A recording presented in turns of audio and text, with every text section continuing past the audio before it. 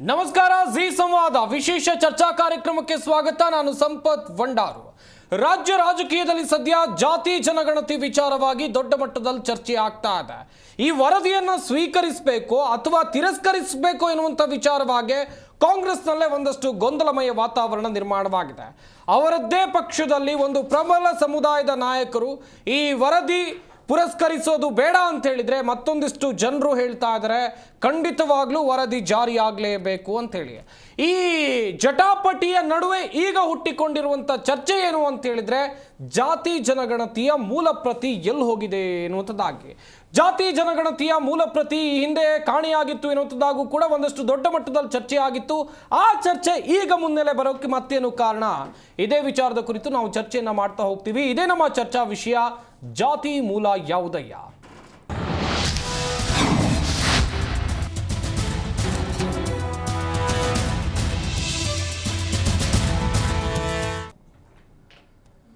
ಸದ್ಯದಲ್ಲಿ ರಾಜ್ಯದಲ್ಲಿ ಆಡಳಿತ ಮಾಡ್ತಾ ಇರುವಂಥ ಕಾಂಗ್ರೆಸ್ ಪಕ್ಷ ಹಾಗೇನೆ ವಿರೋಧ ಪಕ್ಷ ಎನಿಸಿಕೊಂಡಿರುವಂಥ ಬಿಜೆಪಿ, ಈ ಎರಡೂ ಪಾರ್ಟಿಗಳ ನಡುವೆ ಇರುವಂಥ ದೊಡ್ಡ ಮಟ್ಟದ ಜಟಾಪಟಿ ಅಂತ ಹೇಳಿದ್ರೆ ಜಾತಿ ಜನಗಣತಿ ವರದಿ. ಇದರ ಮೂಲ ಗಲಾಟೆ ಅಂತ ಹೇಳಿದ್ರೆ ಮೂಲ ಪ್ರತಿ ಎಲ್ಲೋಯ್ತು ಅಂತ. ಮೂಲ ಪ್ರತಿಗಳು ನಾಪತ್ತೆ ಎಂಬುದಕ್ಕೆ ಕಾಂಗ್ರೆಸ್ನ ನಾಯಕರು ಈಗಾಗಲೇ ಆಕ್ರೋಶವನ್ನು ವ್ಯಕ್ತಪಡಿಸಿದ್ದಾರೆ. ಬಿಜೆಪಿಯು ವರದಿಯನ್ನ ನಕಲಿ ಅನ್ನೋದು ಹಾಸ್ಯಾಸ್ಪದ. ಆರ್ ಅಶೋಕ್ ಅವರು ಹೇಳಿದ್ರು, ಈ ಜಾತಿ ಜನಗಣತಿಯ ಮೂಲ ಪ್ರತಿ ಮುಖ್ಯಮಂತ್ರಿ ಸಿದ್ದರಾಮಯ್ಯನವರ ಮನೆಯಲ್ಲಿದೆ ಅನ್ನುವಂಥ ಗಂಭೀರ ಆರೋಪವನ್ನು ಮಾಡಿದ್ರು. ಇದಕ್ಕೆ ಸಿದ್ದರಾಮಯ್ಯನವರು ಕೌಂಟರ್ ಕೊಡುವಂಥ ಕೆಲಸ ಬೇರೆ ಆಯಿತು. ಇತ್ತ ಕೇಸರಿ ಬ್ರಿಗೇಡ್ ವಿರುದ್ಧ ಕಾಂಗ್ರೆಸ್ ನಾಯಕರು ಒಂದ್ ಕಡೆಯಲ್ಲಿ ಆಕ್ರೋಶವನ್ನು ವ್ಯಕ್ತಪಡಿಸ್ತಾ ಇದ್ರೆ, ಜಯಪ್ರಕಾಶ್ ಹೆಗ್ಡೆ ಸಮಿತಿ ನೇಮಿಸಿದ್ದಂಥ ಬಿಜೆಪಿ ಸರ್ಕಾರ ಅಂತ ಹೇಳಿದ್ರೆ ಈ ಆಯೋಗ ಬಿಜೆಪಿ ಸರ್ಕಾರದ ಅವಧಿಯಲ್ಲಿ ರಚನೆಯಾಗಿದ್ದು, ಜಾತಿ ಗಣತಿಯಲ್ಲಿ ಯಾವುದೇ ಲೋಪ ಇಲ್ಲ ಅಂತೇಳಿ ಮುಖ್ಯಮಂತ್ರಿ ಸಿದ್ದರಾಮಯ್ಯನವರು ಹೇಳ್ತಾ ಇದ್ದಾರೆ. ವರದಿಗಳ ಪ್ರಕಾರ 6,35,00,000 ಜನಸಂಖ್ಯೆಯನ್ನ ಈ ಜಾತಿ ಗಣತಿ ಮಾಡುವಂಥ ಸಂದರ್ಭದಲ್ಲಿ ಟಾರ್ಗೆಟ್ ಹಾಕೊಳ್ಳಲಾಗಿತ್ತು. ಆದರೆ 1,05,98,00,000 ಜನರ ಸರ್ವೆಯನ್ನ ಮಾಡಿದೆ. ಇದಕ್ಕಾಗಿ 1,60,000 ಅಧಿಕಾರಿಗಳನ್ನು ಬಳಸಿಕೊಳ್ಳಲಾಗಿದೆ. ಇದು 2015ರ ಸಾಲಿನಲ್ಲಿ ನಡೆದಿರುವಂಥ ಜಾತಿ ಗಣತಿ. ಕಾಂತರಾಜು ಆಯೋಗ ನೇಮಕ ಮಾಡಲಾಗುತ್ತೆ ಸರ್ಕಾರದ ವತಿಯಿಂದ. ಆ ಸಂದರ್ಭದಲ್ಲಿ ಅವರು ತಯಾರಿಸಿರುವಂಥ ವರದಿಯ ಪ್ರಕಾರ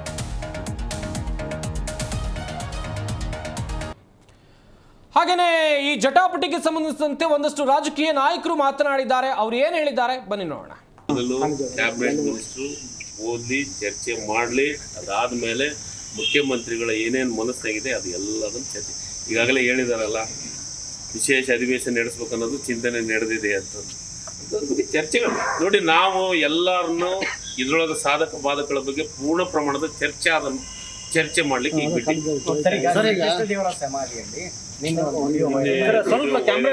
ನನಗೂ ಮಾಧ್ಯಮದೊಳಗೆ ನಾನು ನೋಡಿದ್ದೀನಿ. ಇದು ಆಗಬಾರ್ದು, ಆಗಕ್ಕೆ ಅವಕಾಶ ಕೊಡಬಾರ್ದು. ಈಗಲೇ ಅಧಿಕಾರಿಗಳಿಗೆ ನಾನು ಸೂಚನೆಯನ್ನು ಕೊಟ್ಟಿದ್ದೀನಿ. ನಾನು ಬೆಳಗ್ಗೆ ಮಾತಾಡಿದ್ದೀನಿ, ಈಗ ಎಷ್ಟು ಈಗ ಬರಕ್ಕೆ ಹೇಳಿದ್ದೀನಿ. ಅಲ್ಲಿ ಸಂಬಂಧಪಟ್ಟಂತೆ ಎಲ್ಲೆಲ್ಲೇ ಅಂತ ನಮ್ಮ ಇವುದಾವೇನು ಪ್ರಾಚೀನ ಸ್ಮಾರಕಗಳು ಯಾವುದೋ ಅಲ್ಲಿ ಒಂದಿಷ್ಟು ಅಲ್ಲಿ ಆ ಭಾಗದೊಳಗೆ ಎಲ್ಲೆಲ್ಲಿ ಅವಶ್ಯಕತೆ ಇದೆ ಅಲ್ಲಿ ಜನರಿಗೆ ಜಾಗೃತಿ ಮೂಡಿಸುವಂಥ ಕೆಲಸ ಅಲ್ಲಿ ಇವಾಗ ಮಾತಾಡಿದ್ದೀನಿ. ವಿಡಿಯೋನು ಮಾತಾಡಿ ಈಗಾಗಲೇ ಸರ್ವೆ ಸರಿಯಾಗಿ ಆಗಿಲ್ಲ ಅಂತ ನಾನು ಹೇಳಿಲ್ಲ. ಸರ್ವೆ ಆಗಿದಾಗ ಜಾಗೃತಿ ಇರಲಿಲ್ಲ ಜನಗಳೆಲ್ಲ. ಆ ಸಂದರ್ಭದಲ್ಲಿ ಜನಗಳು ಕೂಡ ಅವರು ಸ್ವಇಚ್ಛೆಯಿಂದ ನೋಂದಣಿ ಮಾಡ್ಕೊಂಡಿಲ್ಲ. ಅದಕ್ಕೆ ಈಗ ರೀಸರ್ವೆ ಆದರೆ ಈಗ ಜಾಗೃತಿ ಉಂಟಾಗಿದೆ. ಅದರಿಂದ ಎಲ್ರಿಗೂ ಕೂಡ ಸಂಪೂರ್ಣವಾದ ಈ ವಿಚಾರ ಅರಿವಿರೋದ್ರಿಂದ ಪ್ರತಿಯೊಬ್ಬರು ಕೂಡ ನೋಂದಣಿ ಮಾಡ್ಕೋತಾರೆ. ಆವಾಗ ಸತ್ಯಾಂಶ ಎಷ್ಟಾಗಿದೆ, ಎಷ್ಟಿದೆ ಜನಸಂಖ್ಯೆ ಅಂತಕ್ಕಂಥದ್ದು ಸತ್ಯಾಂಶ ಹೊರಗಡೆ. ಸಚಿವರಿಗೆ ಶಾಸಕರಿಗೆ ವರದಿ ಹೋಗೋದ್ರಿಂದ ಪ್ರಯೋಜನ ಇಲ್ಲ. ಮರು ಸಮೀಕ್ಷೆ ಮಾಡಬೇಕು, ಸರಿಯಾದಂಥ ವರದಿ ತರಿಸ್ಕೋಬೇಕು. ಯಾರಿಗೆ ಅನ್ಯಾಯ ಆಗಿದೆ ಆ ಅನ್ಯಾಯನ ಸರಿಪಡಿಸ್ಬೇಕು ಅಷ್ಟೇ. ಅದು ನಮ್ಮ ಹೈಕಮಾಂಡು, ನಮ್ಮ ಮುಖಂಡರುಗಳು, ನಮ್ಮ ನಾಯಕರುಗಳೆಲ್ಲ ಇದ್ದಾರೆ, ನಮ್ಮ ಜನಾಂಗದ ನಾಯಕರುಗಳಿದ್ದಾರೆ. ಅವ್ರು ತೀರ್ಮಾನ ಮಾಡ್ತಾರೆ. ಅದನ್ನು ತೀರ್ಮಾನ ಮಾಡೋಷ್ಟು ದೊಡ್ಡವರಲ್ಲ ನಾವು. ನಮ್ಮ ಅಭಿಪ್ರಾಯನ ಸ್ಪಷ್ಟವಾಗಿ ಹೇಳಿದ್ದೀವಿ. ಮರು ಸರ್ವೆ ಆಗಲಿ, ಸರ್ವೆ ಆಗಿ ಸರಿಯಾದಂಥ ವರದಿ ಆಚೆ ಬರಲಿ. ವರದಿ ಬಗ್ಗೆ ಅನುಮಾನ ಇದೆಯಲ್ಲ, ನಮ್ಮ ವಿರೋಧಿಗಳು ನಮ್ಮ ಕ್ಷೇತ್ರಗಳಲ್ಲಿ ಸರಿಯಾಗಿ ಇವರು ಸರ್ಕಾರ ವರದಿ ತಯಾರು ಮಾಡಿಲ್ಲ, ಬೇಕು ಅಂತ ಮಾಡಿದ್ದಾರೆ ಅಂತಕ್ಕಂಥ ವಿಚಾರ ಚರ್ಚೆ ಮಾಡ್ತಾ ಇದ್ದಾರೆ. ಆ ವಿರೋಧಿಗಳನ್ನ ಬಾಯಿ ಮುಚ್ಚಿಸ್ಬೇಕಾದ್ರೆ ರೀಸರ್ವೆ ಆಗಬೇಕು. ರೀಸರ್ವೆ ಆದಂಥ ಪಕ್ಕಾ ವರದಿ ಬಂದ ಮೇಲೆ ಯಾರಿಗೆ ಅನ್ಯಾಯ ಆಗಿದೆ ಅದನ್ನು ಸರಿಪಡಿಸ್ತಕ್ಕಂಥ ಕೆಲಸ ಸರ್ಕಾರ ಮಾಡಬೇಕು. ಸಿದ್ದರಾಮಯ್ಯನವರು ಇವತ್ತು ಜಾತಿ ಗಣತಿ ಅನ್ನುವಂಥ ಒಂದು ಹೆಸರಲ್ಲಿ ಜಾತಿಗಳ ಮಧ್ಯೆ ಬೆಂಕಿಯನ್ನು ಹಚ್ಚಿ ರಾಜ್ಯದಲ್ಲಿ ಒಂದು ರಾಕ್ಷಸ ರಾಜ್ಯವನ್ನಾಗಿ ಪರಿಗಣಿಸಿ ಜನರಲ್ಲಿ ಒಂದು ಒಗ್ಗಟ್ಟನ್ನು ವಿಭಜನೆ ಮಾಡೋದ್ರ ಮೂಲಕ ಜನರಲ್ಲಿ ಮತ್ತು ರಾಜ್ಯದಲ್ಲಿ ಶಾಂತಿಯನ್ನು ಕದಡುವಂಥ ಒಂದು ಕೆಲಸ ಈ ರಾಜ್ಯದ ಮುಖ್ಯಮಂತ್ರಿನೇ ಮಾಡ್ತಿರುವಂಥ ಈ ಸಂದರ್ಭದಲ್ಲಿ ಎಲ್ಲ ವಿಚಾರಗಳನ್ನ ಇವತ್ತು ಬೆಲೆ ಏರಿಕೆ ಆಗಿರ್ಬೋದು, ಜಾತಿ ಗಣತಿ ಆಗಿರ್ಬೋದು, ಇವತ್ತು ನಮ್ಮ ಕರ್ನಾಟಕ ರಾಜ್ಯದಲ್ಲಿ ಒಂದು ಕೆಟ್ಟ ಆಡಳಿತವನ್ನು ಮಾಡ್ತಾ ಇದು ಜನಸಂಖ್ಯೆ ಕಡಿಮೆ ಆಗಿದೆ ಹೆಚ್ಚಾಗಿದೆ ಅನ್ನೋದು ಸರ್ವೆನಲ್ಲಿ ಗೊತ್ತಾಯ್ತಾ. ಈಗ ಯಾವ ಆಧಾರದ ಮೇಲೆ ನೀನು ಹೇಳ್ತೀಯ? ನಿನಗೆ ಆಧಾರ ಏನಯ್ಯ? ಅಲ್ಲ, ನಿನಗೇನು ಆಧಾರ? 84ರಲ್ಲಿ ಏನು ಆಗಿತ್ತು? ಗಣತಿ ಆಗಿತ್ತಾ? ಯಾರು ಹೇಳಿರೋದು? ಬಿಜೆಪಿಯವರು ಹೇಳ್ತಾರೆ ಅಂತಲ್ಲ. ಬಿಜೆಪಿಯವರು ಜಯಪ್ರಕಾಶ್ ಹೆಗಡೆ ಮಾಡಿದವ್ರು ಯಾರು? ಅವರು ಅಪಾಯಿಂಟ್ ಮಾಡಿದಂಥ ಅಧ್ಯಕ್ಷನೇ ಕೊಟ್ಟಿರ್ತಕ್ಕಂಥ ರಿಪೋರ್ಟ್ ಆಯ್ತಾ. ಕಾಂತರಾಜು ಕೊಟ್ಟಿರ್ತಕ್ಕಂಥ ಅಂಕಿಅಂಶಗಳ ಆಧಾರದ ಮೇಲೆ ಇವರು ಶಿಫಾರಸು ಮಾಡಿದ್ದಾರೆ ಅಲ್ವಾ? ನೋಡೋಣ, ಮಿನಿಸ್ಟ್ರಿಗಳೆಲ್ಲ ಅವರು ಅಭಿಪ್ರಾಯ ಹೇಳಲಿ, ಆಮೇಲೆ ಕ್ಯಾಬಿನೆಟ್ನ ಮುಂದೆ ಇಟ್ಟು ವಿಲ್ ಟೇಕ್ ಇಟ್ ಡಿಸಿಷನ್. ರಾಜಕೀಯ ನಾಯಕರುಗಳ ಹೇಳಿಕೆಯನ್ನ ನೋಡಿದ್ರಿ. ಮುಖ್ಯಮಂತ್ರಿ ಸಿದ್ದರಾಮಯ್ಯನವರು ಕೂಡ ಕೇಳ್ತಾ ಇದ್ರು, ಅಂಕಿಅಂಶಗಳ ಬಗ್ಗೆ ನಿಮ್ಮ ಹತ್ರ ದಾಖಲಾತಿ ಇದೆಯಾ ಎನ್ನುವಂಥ ವಿಚಾರಕ್ಕೆ ಸಂಬಂಧಿಸಿದಂತೆ ಚರ್ಚೆಯನ್ನು ಮಾಡ್ತಾ ಹೋಗೋಣ. ನಮ್ಮ ಸ್ಟುಡಿಯೋದಲ್ಲಿ ಅತಿಥಿಗಳು ಕೂಡ ಜಾಯ್ನ್ ಆಗಿದ್ದಾರೆ. ಮೊದಲನೇದಾಗಿ ಅವರನ್ನ ಕಾರ್ಯಕ್ರಮಕ್ಕೆ ಬರಮಾಡ್ಕೊಳ್ತಾ ಹೋಗೋಣ. ಬಿಜೆಪಿ ವಕ್ತಾರರಾಗಿರುವಂಥ ಗೋವಿಂದರಾಜು ಅವರು ನಮ್ಮ ಈ ಕಾರ್ಯಕ್ರಮದಲ್ಲಿದ್ದಾರೆ. ಸರ್ ನಮಸ್ಕಾರ, ಕಾರ್ಯಕ್ರಮಕ್ಕೆ ಸ್ವಾಗತ. ಹಾಗೆಯೇ JDS ವಕ್ತಾರರಾಗಿರುವಂಥ ಡಾಕ್ಟರ್ P ನಾಗೇಂದ್ರ ಅವರು ನಮ್ಮ ಈ ಕಾರ್ಯಕ್ರಮದಲ್ಲಿದ್ದಾರೆ. ಸರ್ ನಮಸ್ಕಾರ, ಕಾರ್ಯಕ್ರಮಕ್ಕೆ ಸ್ವಾಗತ. ಆಪ್ ವಕ್ತಾರರಾಗಿರುವಂಥ ಅನಿಲ್ ನಾಚಪ್ಪ ಅವರು ಕೂಡ ನಮ್ಮ ಈ ಕಾರ್ಯಕ್ರಮದಲ್ಲಿದ್ದಾರೆ. ಸರ್ ನಮಸ್ಕಾರ, ಕಾರ್ಯಕ್ರಮಕ್ಕೆ ಸ್ವಾಗತ. ಹಾಗೆಯೇ ನಮ್ಮ ವಾಹಿನಿಯ ರಾಜಕೀಯ ಹಿರಿಯ ಪ್ರತಿನಿಧಿ ಆಗಿರುವಂಥ ಜನಾರ್ದನ್ ಹೆಬ್ಬಾರ್ ಅವರು ಕೂಡ ನಮ್ಮ ಈ ಕಾರ್ಯಕ್ರಮದಲ್ಲಿದ್ದಾರೆ. ಸರ್ ನಮಸ್ಕಾರ, ಕಾರ್ಯಕ್ರಮಕ್ಕೆ ಸ್ವಾಗತ. ನೇರವಾಗಿ ಬಿಜೆಪಿ ವಕ್ತಾರರಿಂದ ಈ ಕಾರ್ಯಕ್ರಮವನ್ನು ಆರಂಭ ಮಾಡ್ತೀವಿ. ದೊಡ್ಡ ಮಟ್ಟದ ಜಟಾಪಟಿ, ನಿಮ್ಮ ಪಕ್ಷದ ವಿಪಕ್ಷ ನಾಯಕರೇ ಹೇಳ್ತಾ ಇದ್ರು, ಜಾತಿ ಜನಗಣತಿಯ ಮೂಲ ಪ್ರತಿ ಮುಖ್ಯಮಂತ್ರಿಗಳ ಮನೆಯಲ್ಲಿದೆ ಎನ್ನುವಂಥದ್ದಾಗಿ.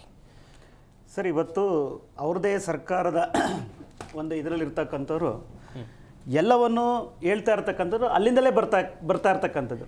ಒಂದು ಇವತ್ತು ಏನಕ್ಕೆ ಅಂತಂದರೆ, ಮೊನ್ನೆ ಜಯಪ್ರಕಾಶ್ ಹೆಗಡೆ ಅವರು ಮೂಲ ಏನು ತಯಾರಾಗಿತ್ತಲ್ಲ ಆ ವರದಿ ಎಲ್ಲ ಒಂದು ಕಡೆ ಅದು ಸಿಕ್ಕಲೇ ಇಲ್ಲ ನಮಗೆ ಅಂತ ಹೇಳ್ಬಿಟ್ಟು ಒಂದು ಮಾಹಿತಿನ ಅವರೇ ಕೂಡ ಮಾಧ್ಯಮದ ಮೂಲಕ ಎಲ್ಲ ಒಂದು ಕಡೆ ಕೊಡುವಂಥ ವಿಚಾರ ಆಯಿತು.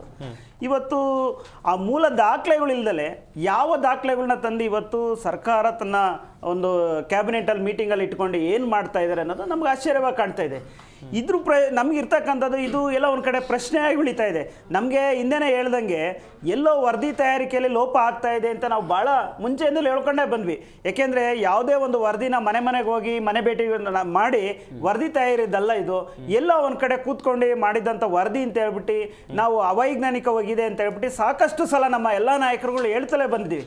ಅದೇ ರೀತಿ ಸಮುದಾಯದ ಮುಖಂಡರುಗಳು ಯಾರ್ಯಾರು ಇದ್ದಾರೆ, ಈ ಒಕ್ಕಲಿಗ ಇರ್ಬೋದು, ಹಿಂದುಳಿದ ವರ್ಗ ಇರ್ಬೋದು, ಎಲ್ಲ ಸಮುದಾಯದವ್ರಿಗೂ ಎಲ್ಲ ಒಂದು ಕಡೆ ಬೇಸರ ಇದೆ. ಯಾಕೆಂದ್ರೆ ಈ ಸೋರಿಕೆಯಾದ ಮಾಹಿತಿಯಲ್ಲಿ ದತ್ತಾಂಶಗಳು ಕೊಟ್ಟಿರ್ತಕ್ಕಂಥ ವರದಿ ಏನಿದೆ ಇದರಲ್ಲಿ ಎಲ್ಲೋ ಒಂದ್ ಕಡೆ ಸಂಖ್ಯೆಗಳನ್ನ ಕಮ್ಮಿ ತೋರಿಸಿ ಆ ಸಮುದಾಯಗಳನ್ನ ಛಿದ್ರ ಮಾಡುವಂತ ಕೆಲಸ ಇವತ್ತು ಈ ಸರ್ಕಾರ ಮಾಡಕ್ ಹೊರಟಿತ್ತು. ಅದರ ಹಿನ್ನೆಲೆಯಾಗಿ ಇವತ್ತು ಜಯಪ್ರಕಾಶ್ ಹೆಗಡೆ ಅವರು ಎಲ್ಲ ಮೂಲ ದಾಖಲಾತಿನೇ ಎಲ್ಲಿದೆ ಅನ್ನೋದು ಗೊತ್ತಿಲ್ಲ ಅಂತ ಹೇಳ್ಬಿಟ್ಟು ಆ ವಿಚಾರವಾಗಿ ಇವತ್ತು ನಮ್ಮ ನಾಯಕರುಗಳಾದಂತ ಇವರೆಲ್ಲ ಒಂದ್ ಕಡೆ ಸಿದ್ದರಾಮಯ್ಯವ್ರ ಮನೇಲಿ ಮಾಡಿಕೊಂಡೇ ಇದನ್ನ ಆಟ ಆಡ್ತಾ ಇರ್ಬೋದು. ಯಾಕೆಂದ್ರೆ ಎಲ್ಲ ಒಂದ್ ಕಡೆ ಇವತ್ತು ಸಿದ್ದರಾಮಯ್ಯವ್ರಿಗೆ ಕುರ್ಚಿಗೆ ಆಪತ್ ಬಂದಿರೋದ್ರಿಂದ ಈ ರೀತಿಯಾದ ಒಂದು ನಡೆಗಳು ಇವತ್ತು ಕಾಣ್ತಾ ಇದೆ. ಯಾಕೆಂದ್ರೆ ಇವತ್ತು ಸರ್ಕಾರದಲ್ಲಿ ಎಲ್ಲ ಒಂದ್ ಕಡೆ ಕುರ್ಚಿಗಾಗಿ ಕಾದಾಟ ಅನ್ನೋದನ್ನ ನಾವು ಮೊದಲಿನಲ್ಲಿ ಹೇಳ್ಕೊಂಡೇ ಬಂದ್ವಿ. ಏನೋ 2.5 ವರ್ಷ ಅಂತ ಅವಳು ಎಲ್ಲ ಒಂದ್ ಕಡೆ ಡಿವೈಡ್ ಮಾಡ್ಕೊಂಡು ಈಗ ಬಿಟ್ಕೊಡೋಂಥ ಸಂದರ್ಭದಲ್ಲಿ ಜಾತಿ ಗಣತಿನ ಎಲ್ಲ ಕೇವಲ ಅವರು ರಾಜಕೀಯದ ಒಂದು ಲಾಭಕ್ಕೋಸ್ಕರ ಇವತ್ತು ಎಲ್ಲ ಒಂದ್ ಕಡೆ ರಿಲೀಸ್ ಮಾಡ್ತೀನಿ ಅಂತ ಹೇಳ್ಬಿಟ್ಟು ಅವ್ರು ಮುಂದೆ ಬಂದಿದ್ರು. ನಾವ್ ಹೇಳ್ತಲೇ ಬಂದು ಆದ್ರೆ ಇವತ್ತು ಸತ್ಯ ಗೊತ್ತಾಗ್ತಾ ಇದೆ, ಈ ಮೂಲ ದಾಖಲಾತಿ ಇಲ್ಲದ್ನೆ ಎಲ್ಲ ಒಂದ್ ಕಡೆ ಕ್ಯಾಬಿನೆಟ್ಗೆ ಆ ದಾಖಲಾತಿನ ತರಿಸ್ಕೊಂಡು ನಾವು ಇದನ್ನ ಟೇಬಲ್ ಮಾಡ್ತೀವಿ ಅನ್ನೋದು, ಇದ್ರ ಬಗ್ಗೆ ನಾವು ನಾಳೆ ರಿಲೀಸ್ ಮಾಡ್ತೀವಿ ಅನ್ನೋದು ಎಲ್ಲ ಒಂದ್ ಕಡೆ ಜನರಿಗೆ ಇದು ದಿಕ್ ತಪ್ಪಿಸುವಂತ ಕೆಲಸ ಇವತ್ತು ಈ ಸರ್ಕಾರ ಮಾಡ್ತಾ ಇದೆ. ಖಂಡಿತವಾಗ್ಲೂ ಇದು ಅವ್ರದೇ ಶಾಸಕರು ಯಾರು ಬಾಲಕೃಷ್ಣ ಮಾಗಡೆ ಅವರು ಹೇಳ್ತಾ ಇದ್ರು, ಇದು ಎಲ್ಲ ಒಂದು ಕಡೆ ಮರು ಸಮೀಕ್ಷೆ ನಡೆದ್ರೆ ಭಾಳ ಒಳ್ಳೆಯದು. ಅಂಕಿ ಸಂಖ್ಯೆಗಳನ್ನ ಸರಿಯಾಗಿ ಕೊಡ್ಬೋದು. ಜನ ಜಾಗೃತಿ ಆಗಿದ್ದಾರೆ, ಖಂಡಿತವಾಗ್ಲೂ ಆಗಿದ್ದಾರೆ. ಯಾಕೆಂದ್ರೆ ಒಂದು ವರದಿ ತಯಾರು ಮಾಡಬೇಕಾದಾಗ ಹಿಂದೆ ಎಲ್ಲ ಏನಾಗ್ತಾ ಇತ್ತು ಸರ್, ಮನೆಗೆ ಹೋಗ್ಬಿಟ್ಟು ವರದಿನಲ್ಲಿ ಒಂದು ಪಟ್ಟಿ ಇಟ್ಕೊಂಡು ಯಾರ್ಯಾರು ಇದ್ದೀರಾ, ಎಷ್ಟು ಜನ ಇದ್ದೀರಾ, ಮನೇಲಿ ಗಂಡು ಮಕ್ಳು ಎಷ್ಟು, ಇದು ಹೆಣ್ಮಕ್ಳು ಎಷ್ಟು, ನಿಮ್ಮ ಮನೇಲಿ ಸಾಕು ಪ್ರಾಣಿಗಳು ಎಷ್ಟು ಅಂತ ಒಂದು ವರದಿ ತಗೊಂತ ಇದ್ರು. ಇವ್ರು ಎಲ್ಲಿ ಹೋಗಿ ಯಾವ ವರದಿ ತಗೊಂಡ್ರು ಅಂತ ಹೇಳ್ಬಿಟ್ಟು ನಮ್ಗೆ ಇನ್ನೂ ಇಲ್ಲಿವರೆಗೂ ಪ್ರಶ್ನೆಗೆ ಕಾಡ್ತಾ ಇದೆ. ಇದು ನಮ್ಗೆ ಇರ್ತಕ್ಕಂಥದ್ದು. ಆದ್ರಿಂದ ಇದು ಮೂಲ ದಾಖಲಾತಿನೇ ಇಲ್ಲದೆ ಯಾರು ಇದನ್ನ ವರದಿ ಕೊಟ್ರು, ಎಲ್ಲಿಂದ ಕೊಟ್ರು ಅಂತಕ್ಕಂಥದ್ದು ನಮಗೆ ಪ್ರಶ್ನೆ ಇರ್ತಕ್ಕಂಥದ್ದು. ವೆಲ್ ನಾಗೇಂದ್ರ ಅವರೇ, 2015ರಿಂದ ಕಾಂತರಾಜು ಆಯೋಗದ ಸರ್ವೆಯಿಂದ ಹಿಡಿದು 2015ರಿಂದ 2025ರವರೆಗೆ ನಿಮ್ಮ ಪಾರ್ಟಿಯವರು ಕೂಡ ಮುಖ್ಯಮಂತ್ರಿಗಳಾಗಿದ್ರು. ಈಗ ಆಗ್ತಾ ಇರುವಂಥ ದೊಡ್ಡ ಚರ್ಚೆ ಅಂತ ಹೇಳಿದ್ರೆ ವರದಿಯ ಮೂಲ ಪ್ರತಿಯೂ ಕೂಡ ಕಾಣೆಯಾಗಿದೆ. ನೀವು ಕೂಡ ಇದ್ರ ಬಗ್ಗೆ ಏನಾದರೂ ಗಮನ ಹರಿಸಬೇಕಿತ್ತಲ್ವಾ ನಿಮ್ಮ ಸರ್ಕಾರದ ಅವಧಿಯಲ್ಲಿ? ಹೇಗೆ ಸರ್? ನೋಡಿ, ಯಾವತ್ತು ನಮಗೆ ಪೂರ್ಣ ಪರವಾಗಿ ನಮ್ಮ ಸರ್ಕಾರ ಇರಲಿಲ್ಲ. ಕೇವಲ ನಮಗೆ ಇದ್ದಿತ್ತು ಬರೀ 1 ವರ್ಷಗಳಷ್ಟೇ, 8ರಿಂದ 10 ತಿಂಗಳಷ್ಟೇ ನಮ್ಮ ಸರ್ಕಾರದಿತ್ತು. ನಮಗೆ ಪೂರ್ಣ ಪ್ರಮಾಣ ಬಂದಿದ್ದಾಗ ಇಂಥ ಸಮಸ್ಯೆಗಳೇ ಬರ್ತಾ ಇರಲಿಲ್ಲ. ಯಾವತ್ತು ಪ್ರಾದೇಶಿಕ ಪಕ್ಷಗಳು ಯಾವತ್ತು ರಾಜ್ಯದ ಹಿತವನ್ನು ಕಾಯ್ತವೆ, ರಾಜ್ಯದ ಹಿತವನ್ನು ಬಯಸ್ತವೆ. ನಮಗೆ ಯಾವಾಗ ಈ ಕಾಂಗ್ರೆಸ್ ಜೊತೆ ನಾವು ಮೈತ್ರಿ ಸರ್ಕಾರ ಆಯಿತೋ, ನಮಗೆ ಸರಿಯಾಗಿ ಸರ್ಕಾರ ಮಾಡಬಿಡೋಕ್ಕಾಗಿಲ್ಲ. ಉಸಿರು ಕಟ್ಟಿದ ವಾತಾವರಣ. ಅಂಥ ಸಂದರ್ಭಗಳು ನಾವು ರೈತರ ಸಾಲ ಮನ್ನಾ ಮಾಡಿ ರಾಜ್ಯದ ರೈತರನ್ನ ನಾವು ಬೆನ್ನೆಲುಬಾಗಿ ನಿಂತ್ಕೊಂಡ್ವಿ. ಅವತ್ತು ಬೀದಿ ವ್ಯಾಪಾರಿಗಳಿಗೆ ಏನೇನು ಅವ್ರಿಗೆ 10,000 ಕೊಟ್ಟ ಬೀದಿ ವ್ಯಾಪಾರಿಗಳದ್ದು ನಾವು ಅವ್ರಿಗೆ ಸಹಾಯ ನಿಂತ್ಕೊಂಡ್ವಿ. ಆಮೇಲೆ ಏನು ರೈತರ ಸಲಹಾ ಸಮಿತಿಗಳು ಮಾಡಿದಂಥ ಸಂದರ್ಭದಲ್ಲಿ ಅಂದರೆ ನಾವು ರಾಜ್ಯದ ಪರ ಕಾರ್ಯಕ್ರಮಗಳು, ಜನಪರ ಕಾರ್ಯಕ್ರಮಗಳು ಮತ್ತು ಜನಕ್ಕೆ ಬೇಕಾದಂಥ ಕಾರ್ಯಕ್ರಮಗಳು ನಾವು ಮಾಡಿ ಜನಪರ ನಿಂತಿದ್ವಿ. ಅವತ್ತು ರೈತನ ವಿಧಾನಸೌಧ ಕರೆದಿದ್ದೇನೋ ಮೊಟ್ಟ ಮೊದಲು ಏನೋ ಕೀರ್ತಿ ಇರೋದು JDS ಪಕ್ಷಕ್ಕೆ ಮಾತ್ರನೇ ಅದು ನಾವು ನೋಡಿರೋದು. ಮತ್ತೆ ಏನು ಗ್ರಾಮ ವಾಸ್ತವ್ಯ ಇವೆಲ್ಲ ಒಂದು ರೈತರ ಪರವಾಗಿ ನಿಂತಿದ್ದು ಮತ್ತು ರೈತರ ಕಾರ್ಯಕ್ರಮಗಳು, ಜನ ಅಭಿಪ್ರಾಯಗಳು ಮತ್ತು ಜನ ಅಭಿವೃದ್ಧಿಗಳೇ ನಾವು ಕಂಡ್ಕೊಂಬಂದಂತ ನೋಡಿದ್ದೀವಿ JDS ಪಕ್ಷದಲ್ಲಿ. ನಮಗೇನಂದರೆ ಜನ ನಮ್ಮ ಕೈ ಹಿಡಿದಿಲ್ಲ, ಪೂರ್ಣ ಪ್ರಮಾಣ ನಮ್ಗೆ ಒಂದ್ಸರಿ ಅವಕಾಶ ಕೊಟ್ಟಿದ್ರೆ ಖಂಡಿತವಾಗ್ಲೂ ಇಂಥ ರಾಜ್ಯದಲ್ಲಿ ಇಂಥ ರಾಷ್ಟ್ರೀಯ ಪಕ್ಷದಿಂದ ಇಂಥ ಘೋರ ಅನ್ಯಾಯಗಳು ಆಗ್ತಾ ಇರಲಿಲ್ಲ ಅಂತ ಹೇಳ್ಬೋದು. ಇವತ್ತು ನಾವು ನೋಡ್ಬೋದು ಪಕ್ಷದ ಜೊತೆ ಇವತ್ತು ನೀವು ಮೈತ್ರಿಲಿ ಇರೋದು ಅಲ್ಲ, ನಾವು ಹೇಳ್ತಿದ್ದು ನಮಗೆ ಪೂರ್ಣ ಪ್ರಾದೇಶಿಕ ಪಕ್ಷ ಪೂರ್ಣ ಕೊಟ್ಟಿದ್ದಿದ್ರೆ ನಾವು ರಾಜ್ಯದ ಅಭಿವೃದ್ಧಿನೇ ನೋಡ್ತಾ ಇದ್ವಿ, ಅಭಿವೃದ್ಧಿ ಪರವಾಗಿ ನಿಂತ್ಕೊಂತ ಇದ್ವಿ, ಅಭಿವೃದ್ಧಿನೇ ಮಾಡಿದೀವಿ. ಇವತ್ತು ಕೂಡ ರಾಜ್ಯದಲ್ಲಿ ನೀವು ನೋಡಿರ್ಬೋದು ಜನ ಇನ್ನೊಂದ್ಸತಿ ನಾವು JDS ಪಕ್ಷಕ್ಕೆ ಕೈ ಹಿಡಿಬೇಕು ಅನ್ನೋದು ಮನಸ್ಥಿತಿ ಇವತ್ತೆಲ್ಲ ಒಂದ್ ಕಡೆ ದಿಕ್ಸೂಚಿ ಆಗ್ತಾ ಇದೆ. ಇವತ್ತು ವೆಂಕಟಸ್ವಾಮಿ ಆಯೋಗ ಅವ್ರದ್ದು 1984 ಅವತ್ತು ಒಂದು ಸಮೀಕ್ಷೆ ಮಾಡ್ತಾರೆ. ವೆಂಕಟಸ್ವಾಮಿ ಆಯೋಗ ಅಂತೇಳಿ ಸಮೀಕ್ಷೆ ಮಾಡಿದಾಗ ಅವತ್ತಿನ ಸಮೀಕ್ಷೆ ಪ್ರಕಾರ ಏನ್ ಹೇಳ್ತಾರೆ, ವೀರೇಶ ಇವರು ಲಿಂಗಾಯತರು 1984 ಅಲ್ಲಿ 61 ಲಕ್ಷ ಜನಸಂಖ್ಯೆ ಇತ್ತು ಅಂತ ಹೇಳ್ತಾರೆ. 1984 ಅಲ್ಲಿ SC/ST 57 ಲಕ್ಷ ಜನಸಂಖ್ಯೆ ಇತ್ತು ಅಂತ ಹೇಳ್ತಾರೆ.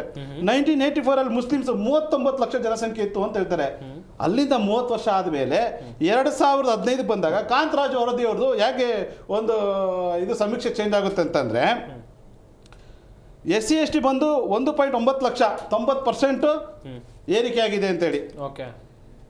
ಏನು 2015ರಲ್ಲಿ ವೀರಶೈವರು ಲಿಂಗಾಯತರು 66 ಲಕ್ಷ ಜನ ಸಂಖ್ಯೆ ಏರಿಕೆ ಆಗಿದೆ ಅಂತ, ಅಲ್ಲಿ ಬರೀ 8.50% ಮಾತ್ರ ಏರಿಕೆ ಆಗಿದೆ ಅಂತ ವರದಿ ಮಾಡ್ತಾರೆ. ಮುಸ್ಲಿಮ್ಸ್ ಅವರು 76 ಲಕ್ಷ ಅಂತಾರೆ, 94% ಏರಿಕೆ ಆಗಿದೆ ಅಂತ. ಅಂದ್ರೆ 30 ವರ್ಷದಲ್ಲಿ ಮೊದಲನೇ ಸ್ಥಾನದಲ್ಲಿ ಇದ್ದಂತ 1984 ಅಲ್ಲಿ ವೀರಶೈವರು ಲಿಂಗಾಯತರು ಇರ್ತಾರೆ, 2ನೇ ಸ್ಥಾನದಲ್ಲಿ SC/ST ಜನಸಂಖ್ಯೆ ಇರುತ್ತೆ, 3ನೇ ಸ್ಥಾನದಲ್ಲಿ ಮುಸ್ಲಿಮ್ಸ್ ಇರುತ್ತೆ. ಈಗ 2015 ಬಂದಾಗ ಏನಾಗುತ್ತೆ ಕಾಂತರಾಜು ವರದಿಯಲ್ಲಿ ಮೊದಲನೇ ಸ್ಥಾನ ಬಂದ್ಬಿಟ್ಟು ಮುಸ್ಲಿಮ್ಸ್ ಅವ್ರು ಬರ್ತಾರೆ 76 ಲಕ್ಷ. ಆಮೇಲೆ SC/ST ಅವರು ಅಂದ್ರೆ ಎಲ್ಲಾ ಸಮುದಾಯ ಸೇರಿ SC/ST ಬರ್ತಾರೆ 1,09,00,000 ಬರ್ತಾರೆ. 3ನೇ ಸ್ಥಾನಕ್ಕೆ ಬಂದ್ಬಿಟ್ಟು ಲಿಂಗಾಯತ ಮತ್ತೆ ವೀರಶೈವರು ಬರ್ತಾರೆ. ಅಂದ್ರೆ ಈ ವರದಿಯಲ್ಲಿ ಎಷ್ಟು ತಾರತಮ್ಯ ಇದೆ ಅಂತಂದ್ರೆ ಇವ್ರು ಸಂಪೂರ್ಣ ಗೊತ್ತಾಗುತ್ತೆ. ಇವ್ರು ಯಾವುದೇ ತರ ವೈಜ್ಞಾನಿಕವಾಗಿ ಮಾಡೇ ಇಲ್ಲ ಈ ವರದಿನ, ಇವ್ರು ಮಾಡಿರೋದೇ ಅವೈಜ್ಞಾನಿಕ ವರದಿ. ಎಲ್ಲೋ ಒಂದ್ ಕಡೆ ಕಾಂತರಾಜು ವರದಿಯವ್ರಿಗೆ ಅವ್ರು ಮಾಡಿರೋ ಮೂಲ ಪ್ರತಿಗಳು ಸೈನೇ ಇಲ್ಲ. ಈಗೇನು ಬರ್ತದೆ ಸ್ಟೇಟ್ಮೆಂಟು, ಇವಾಗ 2015 ಮಾಡಿರೋದ ನಾವು ಜನಗಣತಿ ಮಾಡ್ತೀವಿ ಅಂತೇಳಿ ವಿಧಾನಸೌಧ ತಂದ್ರು, ಟೇಬಲಿಂಗ್ ಮಾಡಿದ್ರು, ಏನು ಸಮೀಕ್ಷೆಗಳು ಮಾಡಿದ್ರು, ಅದರಲ್ಲಿ ಸ್ವಪಕ್ಷದ ಎಲ್ಲ ನಾಯಕರು ವಿರೋಧ ಮಾಡಿದ್ರು. ಅಲ್ಲಿನ ಜನಗಣತಿ ಅಂತ ಒಂದ್ಸತಿ ಇವರೇ ಡಿಕ್ಲೇರ್ ಮಾಡ್ತಾರೆ, ಒಂದ್ಸತಿ ಇವ್ರೇನ್ ಹೇಳ್ತಾ ಇದಾರೆ ಶೈಕ್ಷಣಿಕವಾಗಿ, ಆರ್ಥಿಕವಾಗಿ, ಸಾಮಾಜಿಕವಾಗಿ ಅಂತ ಹೇಳ್ತಾರೆ. ಇನ್ನೊಂದ್ ಕಡೆ ನೋಡಿದ್ರೆ ಜನಗಣತಿನೇ ಅಂತಾರೆ, ಇನ್ನೊಂದ್ ಕಡೆ ಜನಗಣತಿ ನೋಡಿದ್ರೆ ತಾರತಮ್ಯ ತರ್ತಾ ಇದಾರೆ. ಇಲ್ಲಿ ಒಕ್ಕಲಿಗರನ್ನ ಒಂದ್ ಕಡೆ ಅವ್ರನ್ನ ಹೆಂಗ್ ಡೌನ್ ಮಾಡ್ಬೇಕು, ಲಿಂಗಾಯತನ ಹೆಂಗ್ ಡೌನ್ ಮಾಡ್ಬೇಕು, ಮತ್ತೆ ಇಲ್ಲಿ ಹೆಂಗೆ ವೋಟ್ ಬ್ಯಾಂಕ್ ಕ್ರಿಯೇಟ್ ಮಾಡ್ಕೋಬೇಕು ಅನ್ನೋ ಮುಸ್ಲಿಮ್ಸ್ ಅವ್ರ ಕಡೆ ಮುಖ ಮಾಡ್ತಾರೆ ಇವರು.